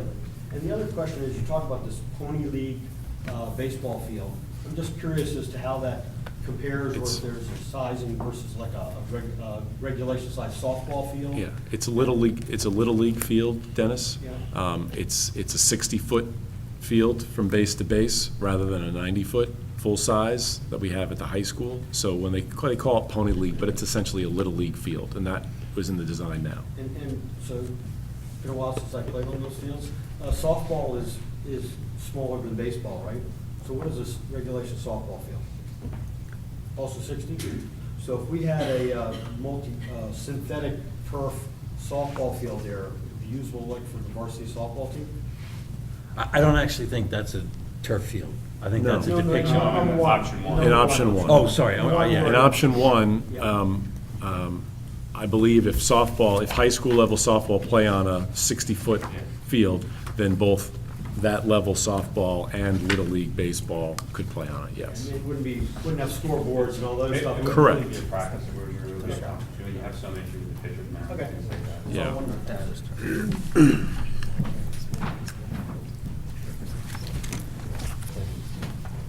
So this should be green too. Yeah, this is already in that design. Jim's question about the force main, and maybe it was answered, but I didn't get it.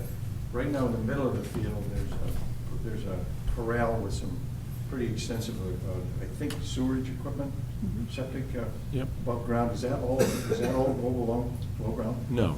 So the new wastewater treatment plant is in place already and operational, and it's where it was before, and it's staying there, And where's that? right where you were referring to. He can show it on the.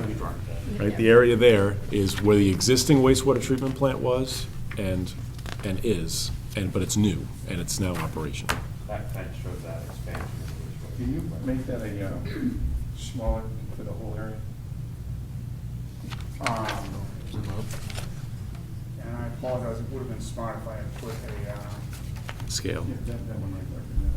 that's about as close as I can get into it, but that wastewater treatment plant is off the edge of the page. And that all stays? That all stays. Yes, that's the new wastewater treatment plant. It's not within the footprint of any of these Of the fields. field. Correct. Okay. Second question, I understand the fatigue on grass, but I was surprised when you said that with the limit on the synthetic turf. 25 hours a week times 44. What's the limit? Why is there a fatigue on the synthetic field? If I misspoke, I apologize. There's not a limit on the synthetic turf, That would be unlimited, so to speak. Theoretically, it would be unlimited. So, what I mentioned is, what we looked at was, again, 4 or 5 hours a day, thinking that you have school, you might play gym on it, then you may have something after school. You know, as I mentioned, if as a community you decided you wanted to use that field more on the weekends, certainly you would have it available all week. Fields with, and I'm not saying this field does or should have lights, but fields with lights have a much more extended use, because you can use them after the sun goes down. But for this field, somebody gonna throw something at me? I'm just. There's been no suggestion. I'm not suggesting there should be lights here. I'm just saying that your use is really controlled by the sunlight. For this middle school use, we figured 25 hours a week, and then you could add on top of that. So, again, we extended the season. We offered that you could possibly extend the day somewhat and come out with about double the use on the field. Brett. I'm just sorry, I don't, I've been listening to the various pieces. The maintenance on a synthetic turf field, it's not really clear to me. I mean, there's a big credit for not maintaining natural turf. But if somebody asked how often it needs to be rinsed, and the answer was depends on weather, which I'm sure it does, but I mean, that doesn't help me understand how frequently that really is, or grooming and brushing. You mentioned, there's a number of maintenance. My point is that I'm just fearing that we're saying, oh, we're saving all this maintenance on natural turf, but we're not really docking ourselves for true maintenance costs on artificial turf on this very preliminary analysis. So could you just help me understand a little bit more about what's truly involved in maintaining artificial turf?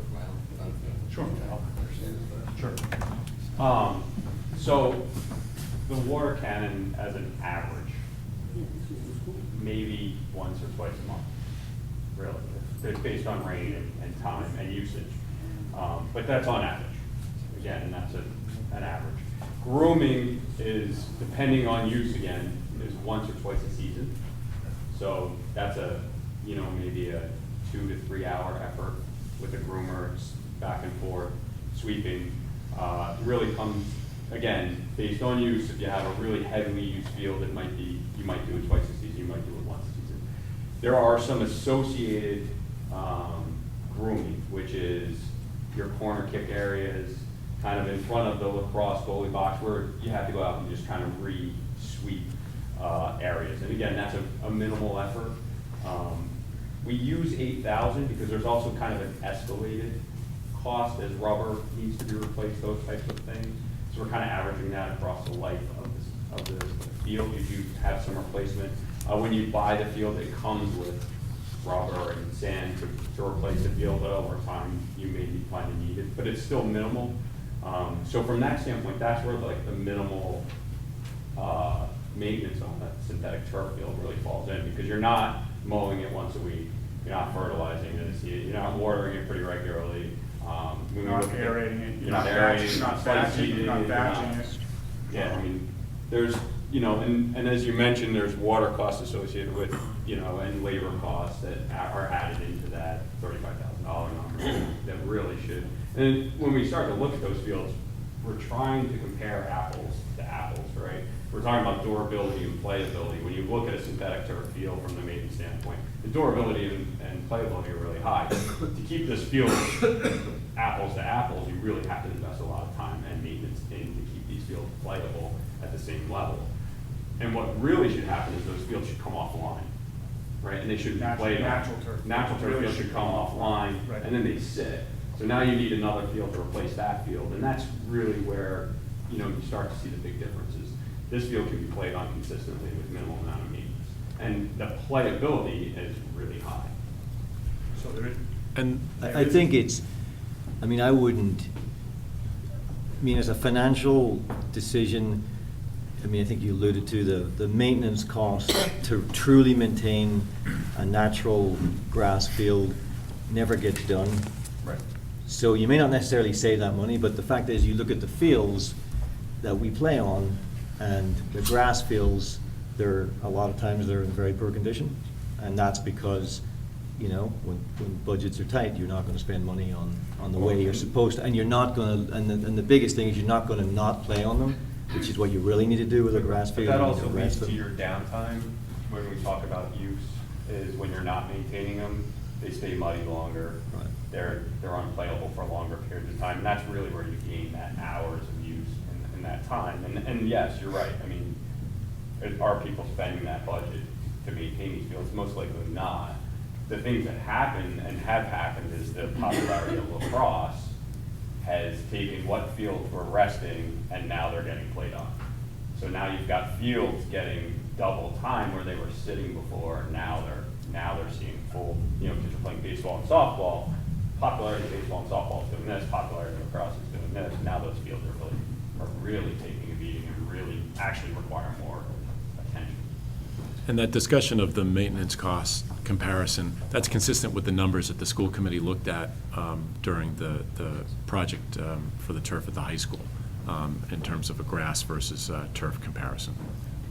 Certainly all things, if you were to decide to move forward with this, as you got into actual design, and I'm sure you've talked about these things more, we're working with the community right now, who's putting in a field, and one of their main purposes of putting in that field is, exactly as Todd said, they want to double up use on that field so that they can rebuild and rest some of their other fields, to try to actually do some of that maintenance that they're supposed to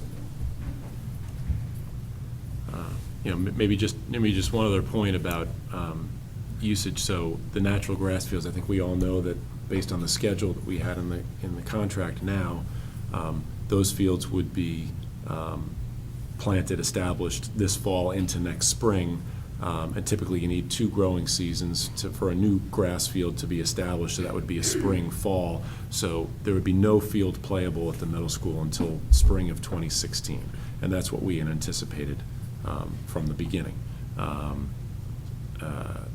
And that's essentially 4 years of fields offline at the middle school since we broke ground back in June of 2012.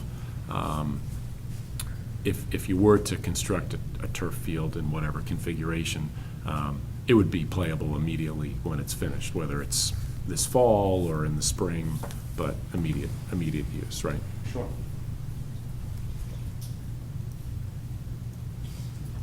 Yes.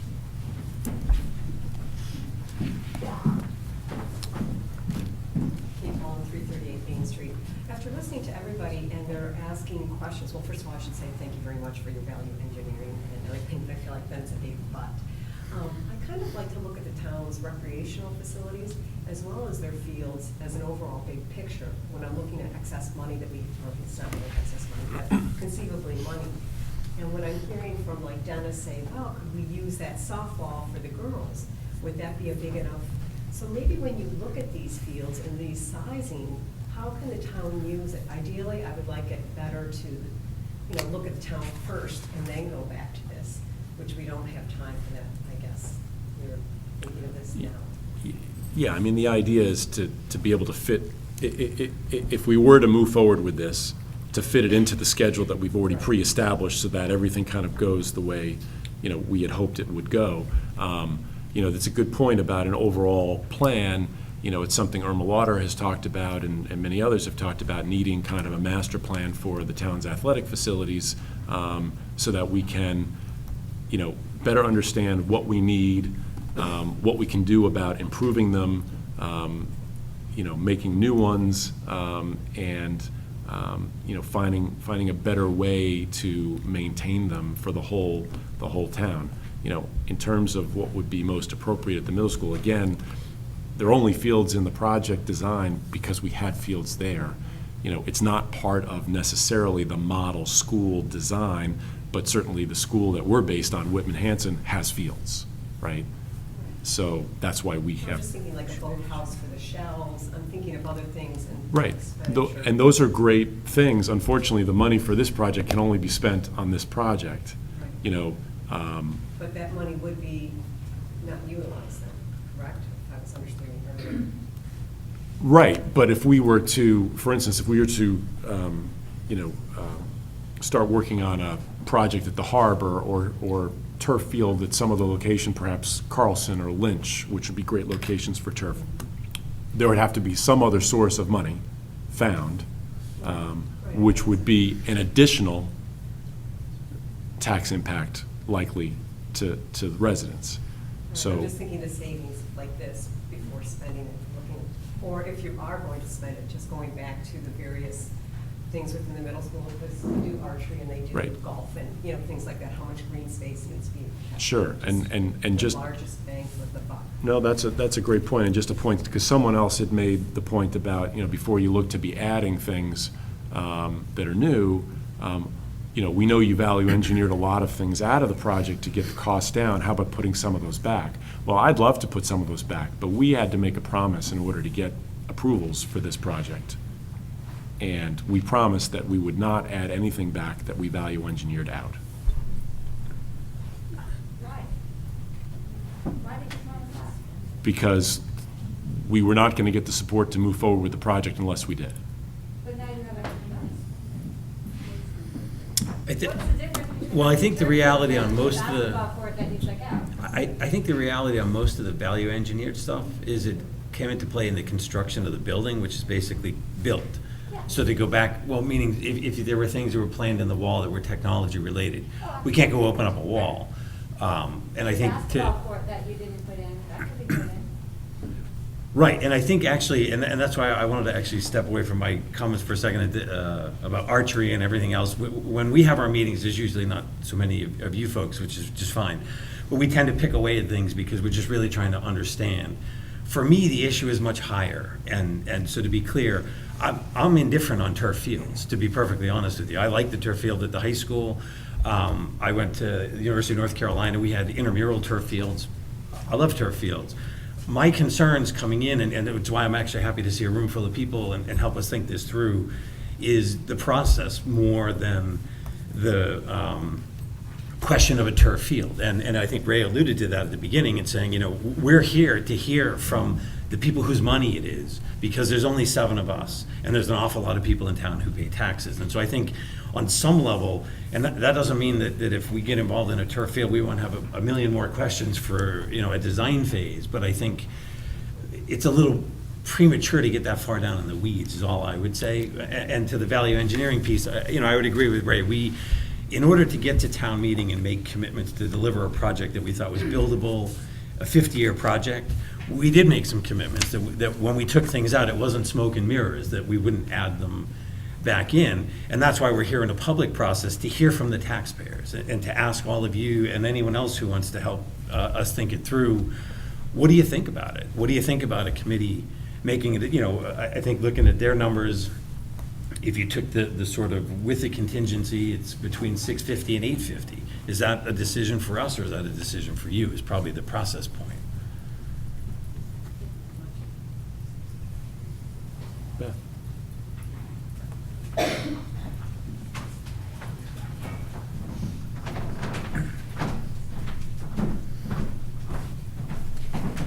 Beth Rockoff, 36 Pleasant Street. Tim, to that point, that's where I come from. I don't have a feeling about the turf. I think the turf field at the high school has been wonderful. If people want to play on turf, that's fine. What I have a problem with is the process. And Ted was here and said we would ultimately pay off the money quicker so that there would be a tax break to the citizens. And my concern is we had some very kind donors from Hingham Sports Partnership and assorted other people that donated money to put the lights on. And if they really would like to have a turf field, which I know they sent a letter to the selectmen asking for their support, maybe they would be kind enough to do that again. But I have a problem with the people in town that are not as fortunate, who that money makes a big difference to. And I don't like the idea where people are saying, well, if you can't afford it, move out of town. There are plenty of citizens that have lived here for generations and they'd like to stay in this town. And if the money saved can help them do that, I think I have a problem with the scope of the project, and is this within the scope to put a turf field in? I think it's 100% valid. Yeah. And that's why we're here. You know, I'd love to hear your opinion as a board as to where you feel the scope puts you. Do you have the ability to do that? Or is this beyond the scope? And do you owe it to the citizens to help them stay within town and keep the tax thing? Because there are a lot of other, there's youth people coming forward saying that they would like to have a new rowing center at the harbor. There are people, I remember when I first came 30 years ago, we wanted to have a swimming pool. There's a swim team. Would we like to bubble the country club and put a pool in? There are a lot of recreational things. There's also the mutual, which I know the selectmen are talking in executive session to help senior citizens, to have more fields. Maybe that money that's being saved could be used to help put those projects forward. And I just wonder whether this should be part of the middle school. You have a beautiful new school. I think it's wonderful. Should be treasured back and not tainted. Yeah, I mean, I appreciate those comments, Beth, and I think they're extremely valid, and that's why, as Tim said, that, you know, we're having this meeting as the kind of the beginning of a process by which we'll have a public conversation about this over the next couple months, perhaps.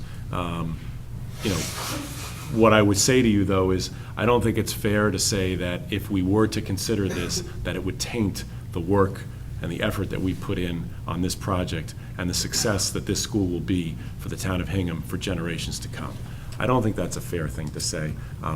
You know, we spend a lot of time talking about sports in this town, and some people don't like that, and I understand that, okay? We've been talking about sports a lot recently with the facilities at the high school, you know? I would like to point out, just kind of as a budgetary note, that this committee has decided to spend money on things other than sports as well. There is money coming out of this project that is going to fund a technology initiative that the school committee has established, a one-to-one computer initiative for the incoming 6th grade and next year's incoming 6th grade. That'll be funded out of this construction budget. So we're not just talking about funding sports and fields. We're talking about funding a project and all of the things that the project can provide to this community. Brett. Sorry, I sort of somewhat respectfully disagree. I've heard you say tonight several times that we're going to have a process and a conversation, and I appreciate the fact that you want to make it public. But 4 unelected, appointed people could spend $1 million almost of taxpayer money. That is, I figured out 0.02% of the population of Hingham could spend $1 million of taxpayer money. And I just don't think a conversation or a series of meetings attended by maybe 24 people substitutes for a town meeting. And I would remind you, money is fungible. If you save the money, and I'm actually pro the general idea of having another turf field in town.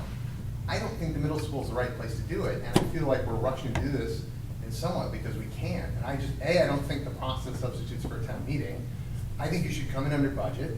Let's go to town meeting next year and say, and let's fire these guys up, let's get some real sharp numbers and say, hey, if it's a no-brainer that we need a turf field in this town, and I would submit it probably is, let's do it right. Let's find the right location. And there was maybe part of a broader plan. Maybe it's a field versus a rowing center. I don't know. But I feel like we're doing this because we think we can, although I don't know, I'd be interested in hearing from each one of you whether you think, as an unelected bureaucrat, you feel it's morally defensible to put the taxpayers on the hook for an extra $1 million for something that was specifically excluded, as I understand it, in the original proposal that went to town meeting was approved. Okay, thank you, Brett. I would say, as an unelected bureaucrat, first of all, I would not likely support any option but option 3 in this, only because, for me, it makes the most sense and provides an all-purpose field at the lowest possible cost, okay? That being aside, you know, I would just remind folks that we have an advisory committee that are 15 appointed individuals who make 8 of them make tremendous financial decisions for this town every day. So I see it, you know, one person appoints that board, it's the moderator, okay? They're not answerable to anyone except town meeting, okay? They recommend town. Do they appropriate funds? They do. They recommend and town meeting appropriates. They recommend. Correct. That's correct. No. In fact, appropriate funds to. Right. So, Brett, I don't want to argue about this. You can disagree with the process, and you can not like what we're talking about doing, and I'll just remind you that we haven't decided to do anything. And we're not going to decide to do anything tonight. So I just don't want to argue about it, because this is a discussion that, you know, I would hope would be a positive discussion moving forward, and involve as many folks who want to be part of it. You know, the advisory committee is a group that I've sat down and talked to about it, and they are receptive to listening to this proposal and talking about it to see if it's something that they would support. So I think that that's important. You know, with respect to another town meeting, the money for this project has already been appropriated. And while I understand what you're saying in terms of, you know, a turf field not having been included in the initial project, there was, as I said earlier, there was no discussion of any fields whatsoever. So, you know, from my perspective, you know, we're talking about adding something that could give tremendous value to the project and provide a benefit to the community that I think is worth exploring. It's that simple, just worth exploring. That's fair, and I raised a counterpoint. I don't think that constitutes arguing. I kind of resent the implication that I'm somehow being belligerent, because I simply disagree that with the process as it appears to be heading up. Yeah, no. I'm just raising points. That's all. I understand. I was more talking about the manner in which you were doing it. Brian?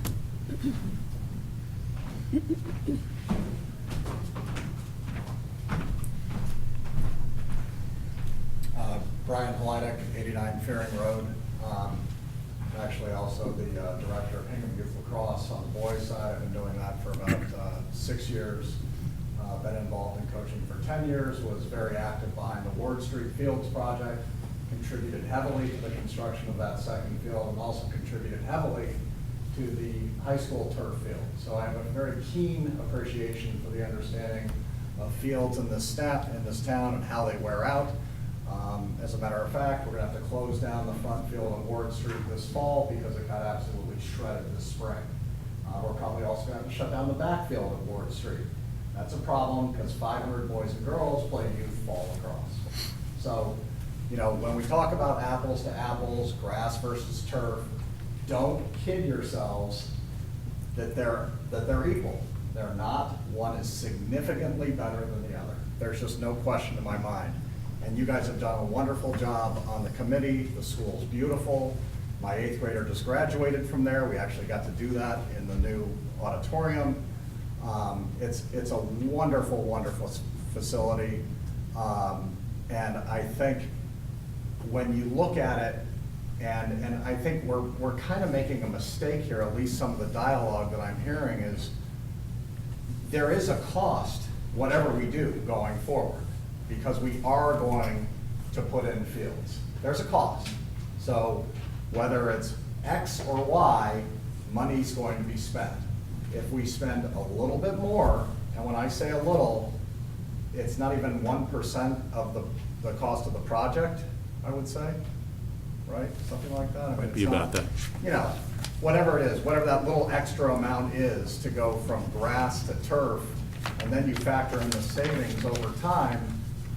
I mean, really, to me, it's kind of like right now if we were debating, should we have a dirt parking lot or a paved parking lot? Well, the dirt parking lot would be cheaper now, and yeah, we got to grade it every year, but the pavement would be more expensive.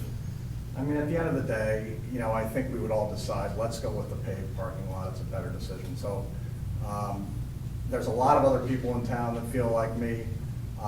Once again, I think everyone thinks it's a no-brainer. Probably the majority of people, they don't bother to show up. But believe me, I think as you pointed out, Ray, there's a tremendous amount of support for this in town. And you know, I'll do my best to get that to you guys. So again, thank you for everything you've done. Margaret?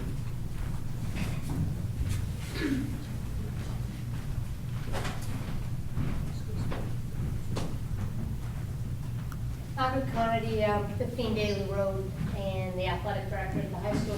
Just wanted to give you my perspective of this spring, because we had, a number of groups wanting to use the multipurpose field, but also all of our fields at the high school, because that's our youth groups use them once the high school kids are off. It's been a little bit unique this year because we've put our field hockey team across the street, and in doing that, in the name of safety, I just couldn't allow any other sport to play on that field. That's something where youth sports, youth soccer usually played, and so the reason I had to do that is because field hockey needs to be on a very smooth, grass area, and if I have other teams on that area year-round, or at least in the fall and in the spring, it gets dug up, and that ball goes along that grass, and it hits a tuft of grass where something's dug up, it's gonna go up and hit a girl in the face, and so it becomes pretty dangerous there. So I had to close the field down. It moved other groups around. We also had the main baseball field offline because the grass is grown.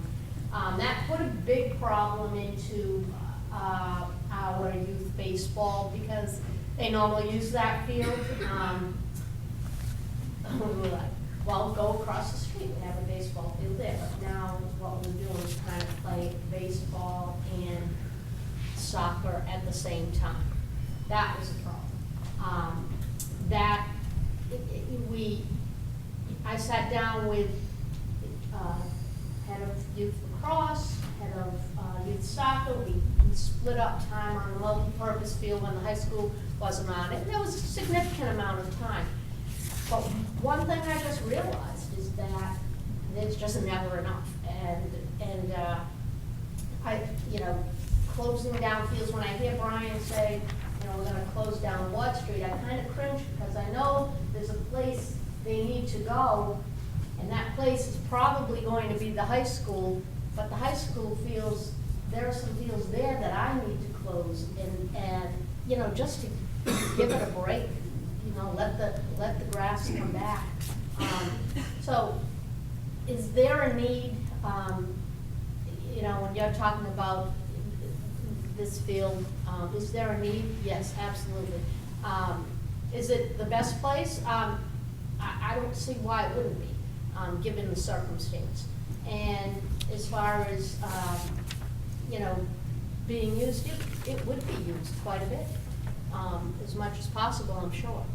And, as we just have thousands of kids in town playing all kinds of field sports. It's just trying to find a way to make this happen best and most efficient. And so I support your effort to explore this option. And I'm available if you need anyone, have any questions on it. Thank you, Margaret. Bill?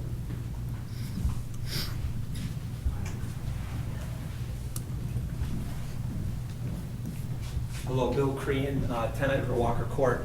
First of all, I want to thank you on your excellent work. We wouldn't even be having this conversation today if we didn't have the volunteers in this town that watch over our stewards of our finances and are thoughtful enough to always be having these extra meetings that you probably don't need to have. First of all, I just want to clarify a couple of things. One, it was a big coalition of groups across many different sports that raised over $1 million. The lights at the high school were somewhere around the magnitude, I don't have the exact numbers, 400,000.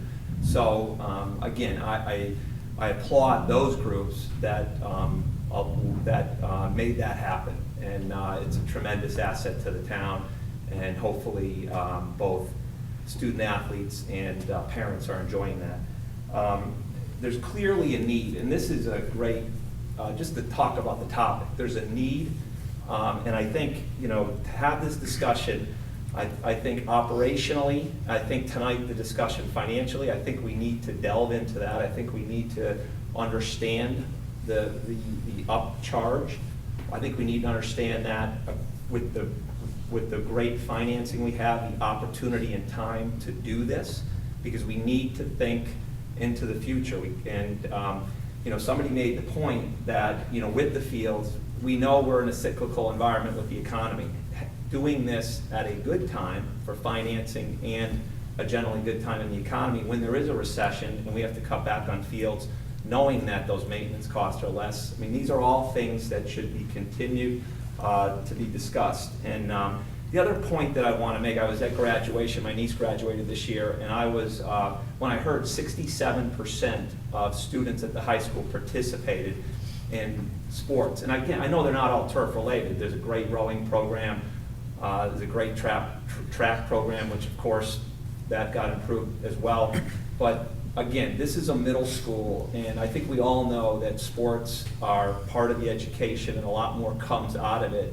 And it's something that the town values, and we want the best for our children. And if operationally and financially it makes sense, I think we should be open to a committee that in public meetings that brings the advisory committee and elected school committee officials and selectmen are all part of this process, to have this moment in time where some of this will be reimbursed.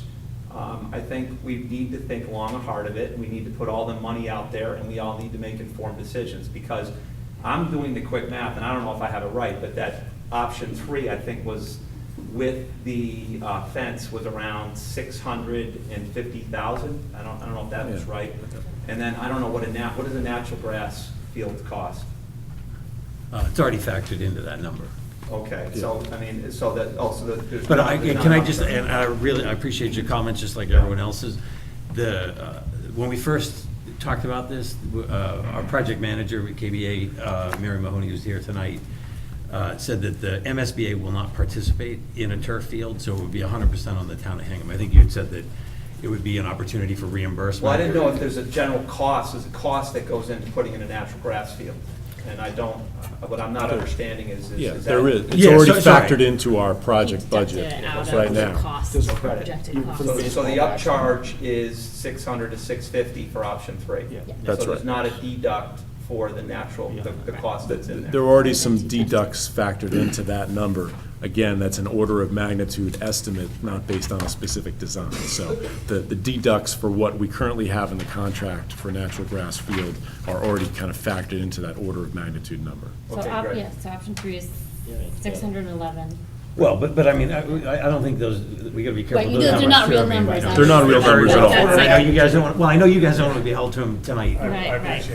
Yeah, But, no, so it's around absolutely. 600,000. I think give or it's just take to some of the 100,000. process questions that we've asked, because, and I'll just, for full disclosure, that's one of my concerns, is just sort of I hear the need, I actually support the need, it's just, where does the decision get made?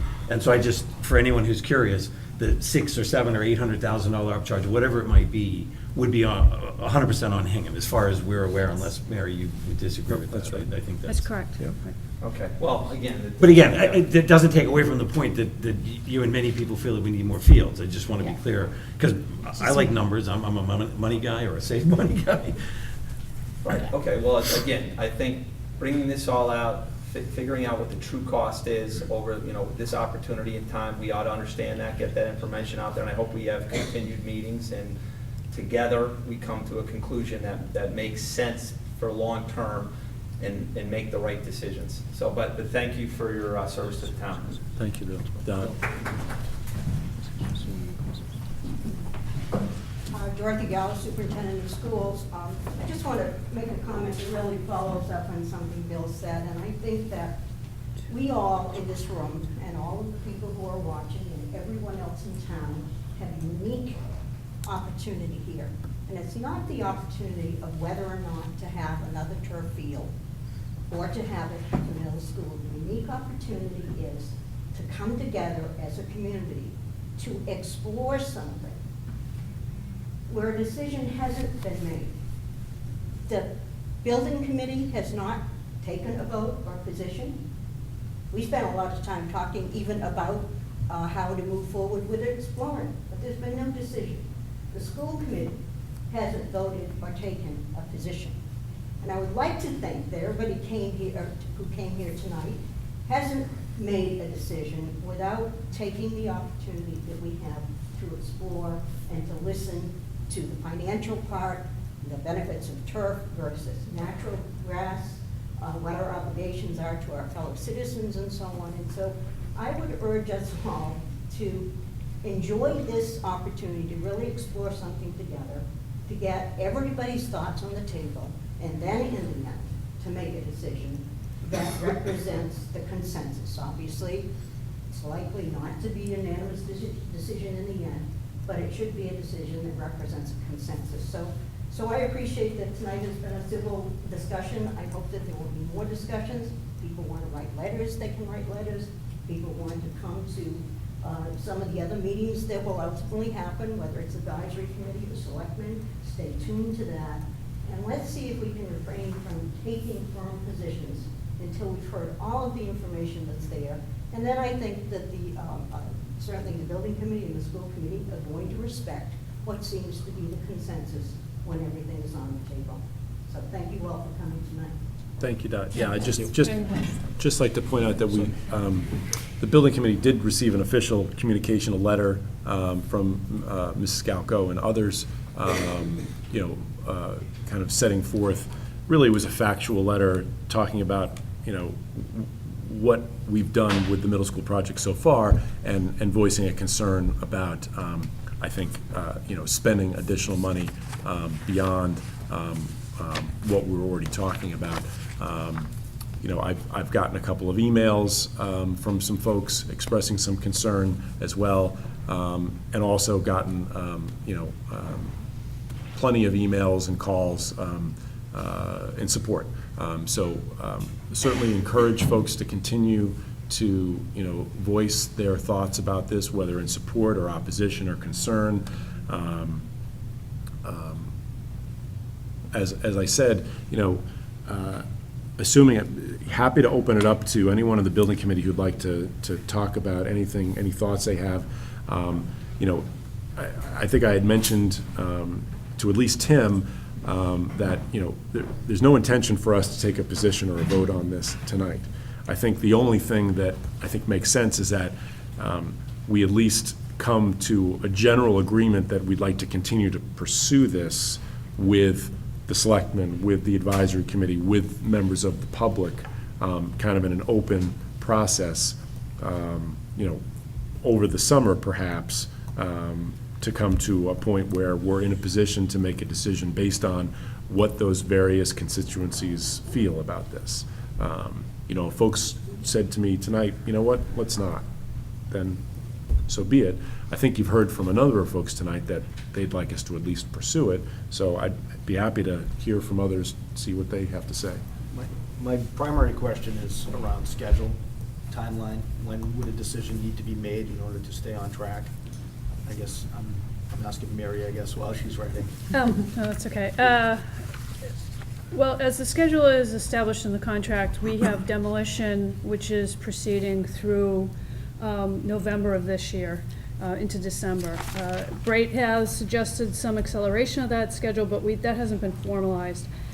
So our best determination was that we would be ready for field development in the late fall if the weather was to be beneficial for that purpose. More than likely, it would, based on typical November weather, be pushing into the spring of next year. In discussion with Brate Builders and with AI3, there's also been somewhat of a general thought or consensus that in order to properly protect the drainage systems and the building itself and the site, that it would be preferred by Brate anyways to at least grade and loam the field. The loam is there now, it's been screened. They would like to loam it and try to seed it so that they are at least stabilizing it for the winter. Similar to when we had the stockpile in the back field, we hydroseeded it in the fall so that we would not have an erosion problem. So that would mean that in the spring of 2015, the building committee, if they wanted to move forward, could either decide to build the fields as originally designed and in the scope of the project, or adjust to a synthetic field, optional different field layout. And so I don't think there's a dramatic impact on Braid's schedule. The only thing that we've discussed, and we think it's an important point for everyone to understand, is the fact that we would need to do some efforts this fall to make sure we stabilize those field areas so that we wouldn't have a negative impact on drainage.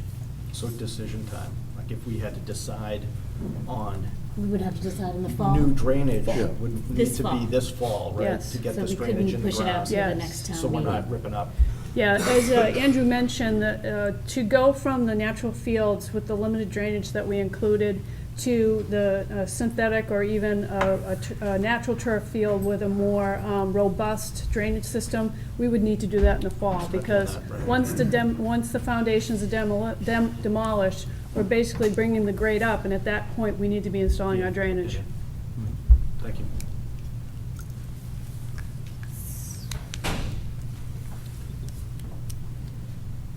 Anybody else? Caitlin Horn, 44 Bonnie Briar Circle. Just for the record, I'd just like to add my opinion. I have a middle schooler going in the fall, and I have kids who play sports, and it's not really an issue.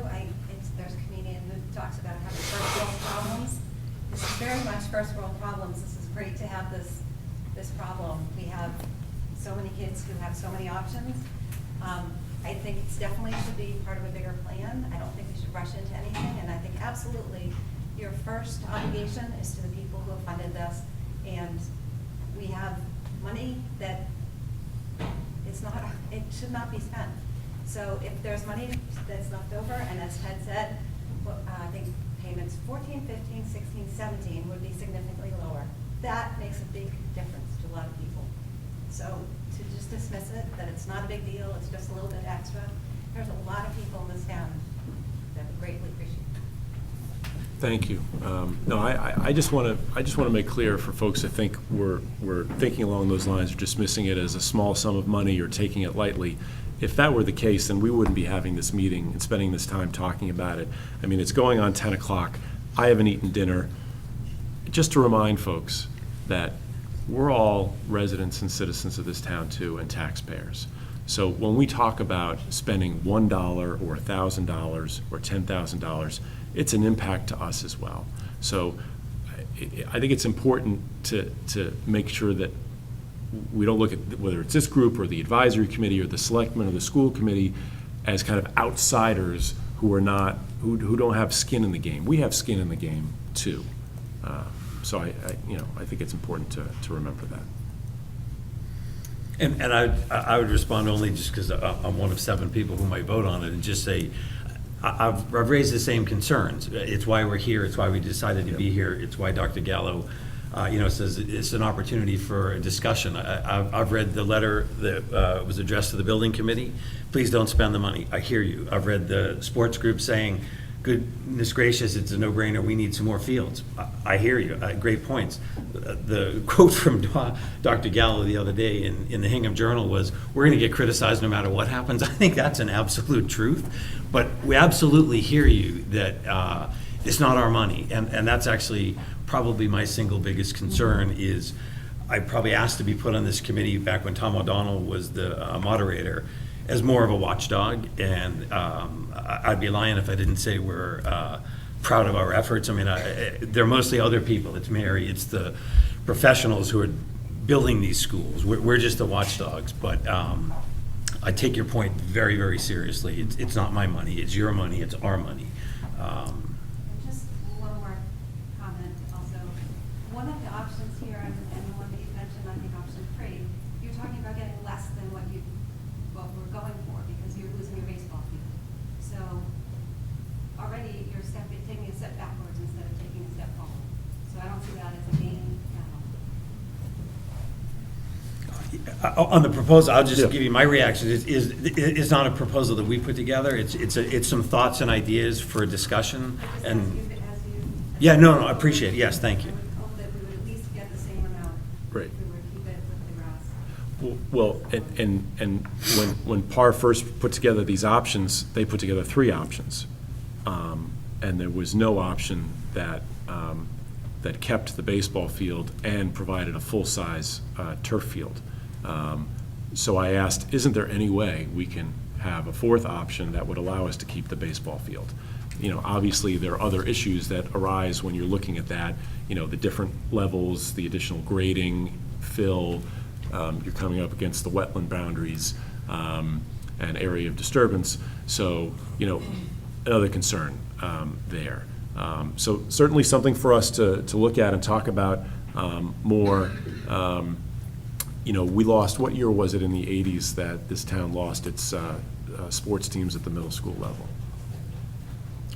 I don't recall. I think it was likely at the end of the 80s when we were moving back to a 9 through 12 high Right. school and no longer had 9th graders in interscholastic sports. Right. So, you know, when I went to junior high in New York, we had interscholastic sports at the junior high level. I don't know, frankly, if that town I grew up in still does. I think they do, but I don't know. I know that we don't have them anymore. So we have no baseball team, for instance, at the middle school that would use this. It would predominantly be used for gym class, for activities, and for community sports teams. So obviously, you know, when AI3 came to us with a design that included a baseball field, simply because there was a sand lot there in pretty bad shape, we said, oh, okay, we had a baseball field, we'll have a baseball field again. But I don't think, like I said, there was no discussion, thought, or specific you know, design to include a baseball field because of any particular reason. But again, it's a fair point. I'd like to get as much as we can if we decide to do anything here. Any other questions or comments? Just add, my son goes to the East, that's the one school that does not have a baseball field. Yeah. It comes up all the time, that it's not a good place for kickball, baseball, pickleball, you know, it is Yeah. noticed. And I don't know if that would be different. I do know that, having been to the orientation for the middle school, anything you want to do, any club you want to do, they are more than willing to do that. I can tell you there's a big group of baseball savvy kids who are coming through who are probably going to be pushing that. So I know lacrosse is huge and lots of other sports, but I just think, I would really hope that you would include. I agree with you. I have 3 kids that play baseball and softball, so I understand and agree with you.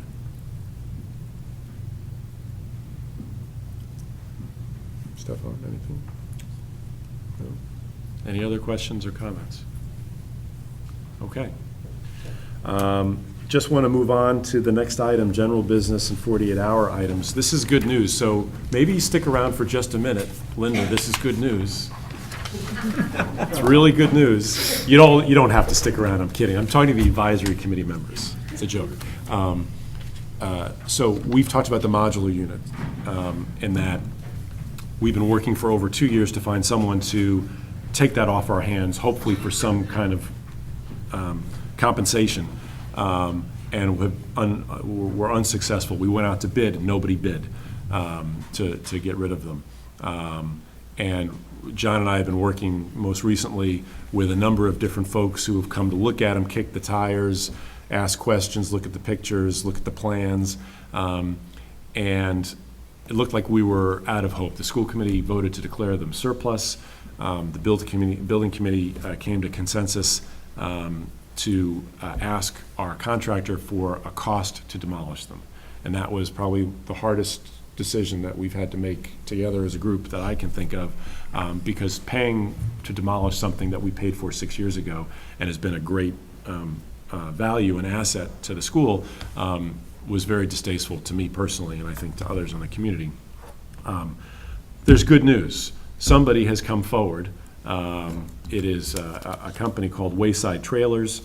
John and I have been in touch with this individual a number of times over the last couple of weeks. He's met with Roger Bodie, our clerk of the works now with KBA at the site, has looked at the plans, and has confirmed to me just today that he's going to take the modulars off our hands and can do so in the middle of July, which is on target with when we're looking to demolish the rest of the school. We'll confirm a specific date with him John will work with him to set up a bond, so that we have some financial skin in the game on his part, so we have something to rely on in terms of getting them removed when we need them removed. But I think that's tremendous news. So that we'll be saving the 50,000. we'll be saving the 50,000 in demolition. The one thing I would mention to Mary is, the only thing that he would not take care of himself was doing the demolition of the connecting hallway. So That's in that, addition to the contract. That's not owned by contract, so we would have to issue a change order for that. we would have to take care of that, right. So that would be just a small portion of, instead of the 50, it would be some small portion of that, that would be, have to be added. But, so we'll save 50,000 less the cost of the hallway demolition, which should be significantly less, I would think. Is there, Mary, do we have an idea yet on the impact on being open in the fall, if that pushes to the rate? We're gonna talk about it at Thursday's site meeting, because I was waiting for confirmation that this was actually gonna happen. I didn't want, Brayt and others spinning wheels doing estimates or running around. So we will talk to them, but Brayt's initial reaction, which was reconfirmed today, is that we will not have the bus loop for September. We will track back to the original schedule, which is that the bus loop is required by contract to be done by November 15th. Now, we're hopeful that we'll still have an acceleration on that demolition aspect, but when we talked about the phasing this summer, Brayt made it very clear in early June that they would, without compensation, accelerate their summer schedule to try to get the bus loop for start of school in September. But that was contingent upon us making available on June 30th, which was ahead of our schedule too. June 30th, the gymnasium for demolition, the back of the science wing, and the modular. And Brayt is concerned that without the modular aspect, he cannot keep his crew busy until the remainder of the building is abated and available for demolition. I'm hopeful that now that I have a definitive, or we'll have a definitive date by Thursday, that perhaps we can talk further about, are we losing a week or are we losing 2 weeks? What can we do to try to address this situation and get the best outcome for everyone involved? But they have indicated, they are disappointed, obviously, with getting the demolition started 2 weeks later. But Brayt has worked very well with us since this entire project. And so I'm hopeful that when we actually sit down, we have a hard date for them, and we start talk again about how we're gonna phase this, that, hopefully we can move forward. When do we expect a detailed plan on when they're gonna actually come in and how they're gonna remove the modulars? Did they submit that already, or is that No. just all verbal? Yeah, just from talking to him, but he was working on it this afternoon when we talked. So we will get something at some point, but I will speak to him tomorrow to try to pin down an exact date that we can work with, to at least have the conversation on Thursday. Yeah, I think it'll be That's great news. critical to include the building department also, Yeah. because it's a permit under Brayt, not under Wayside or Right. whoever, so. And that's what I was getting at, because the whole being able to access the site, safety, liability, all those things, and how that ties in, especially if we're trying to do it quick, fast, and So hard. is there any way for us to figure out whether his time frame is realistic to jump through those hoops? That's why we need to or- see what his plan is, I think. Right, but while we wait to see what his plan is, we're losing time. Yeah. Right. So far, again, I can't say enough how much Brayt has done to work with us, and, this has been a very tight site, within 40 feet of the existing building. They've always worked with us to ensure that the kids are always safe, the educational environment is at its premium. They've been very good about allowing us to bring various trades or movers, furniture installers into the building that technically was theirs. I'm hopeful that they will, again, work with us as we bring perhaps representatives of Wayside Trailer on site to be able to reutilize these trailers for another client or owner.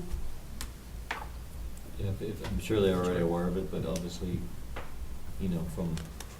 it's more than just, the $50,000 in a change order to demolish it. It's just the concept of having to, put those in after 6 years to demolish them. Right. And we've really gone, we appreciate that this is, perhaps they may be looking at it as an inconvenience, and it is. Right.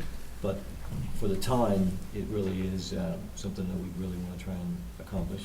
No, and we've made that clear, and, I think Brate certainly has a disappointment because with everything involved in this project, and it's true of the professional team too, is we always want to achieve the best for the school department, for the town of Hingham.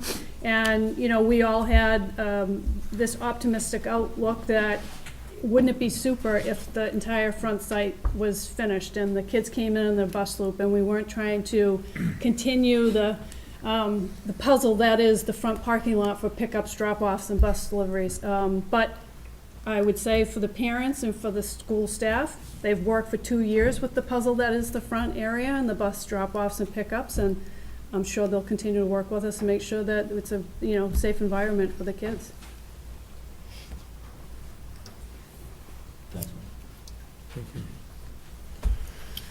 Let's go grease up the tires. Anything else? Yeah. Really? Okay. If there's I mean, Yeah. the No, wheels come off the right, right. modulars, they go back on, the Right. modulars go away, and you save 35 grand or whatever it is. So. The only other item, I'd just like to remind the building committee members that we typically meet the first week of the month. We are not doing that in July because of 4th of July. We are Yeah. meeting on the 9th. Yeah, yeah. Yeah, and I'm not anticipating that we'll be discussing the turf issue really at that meeting. I think the next step will be What is the next, to talk with, maybe try to schedule something with the selectmen and advisory at some point, and it'll be a little bit later in the summer to accommodate their schedules. There's 4 members of advisory coming off on Monday. That will, and new appointees will come on, and sometimes the moderator is not as prompt about doing that, but I think the challenge in this process is going to be how to make sure that we're getting the reflection of what the taxpayers want. Sure. That's going to be the difficulty, because we don't have the luxury of going through till April Yeah. and bringing it up Right. as a town vote. Right. So, Well, I just that's why like I'm to- kind of curious as to how we're going to proceed. I think we may still have that ability, but we wouldn't have the savings from you could put Yeah, the you turf, could, put right. the, Oh, yeah. we could put the turf field in. after town meeting. Sure. And we just wouldn't have, we'd have to go back and But I put in think, the. if that was the will, and you Just put felt it- it was important to get a full-time, we could, there's nothing to say we couldn't do that, right? Yeah. I mean, it would Yeah, just so we cost more just money. excavate. It would just cost more money to do Right. it that way. Right. So, yeah, that's something to be discussed as Sure. well. Sure. Okay.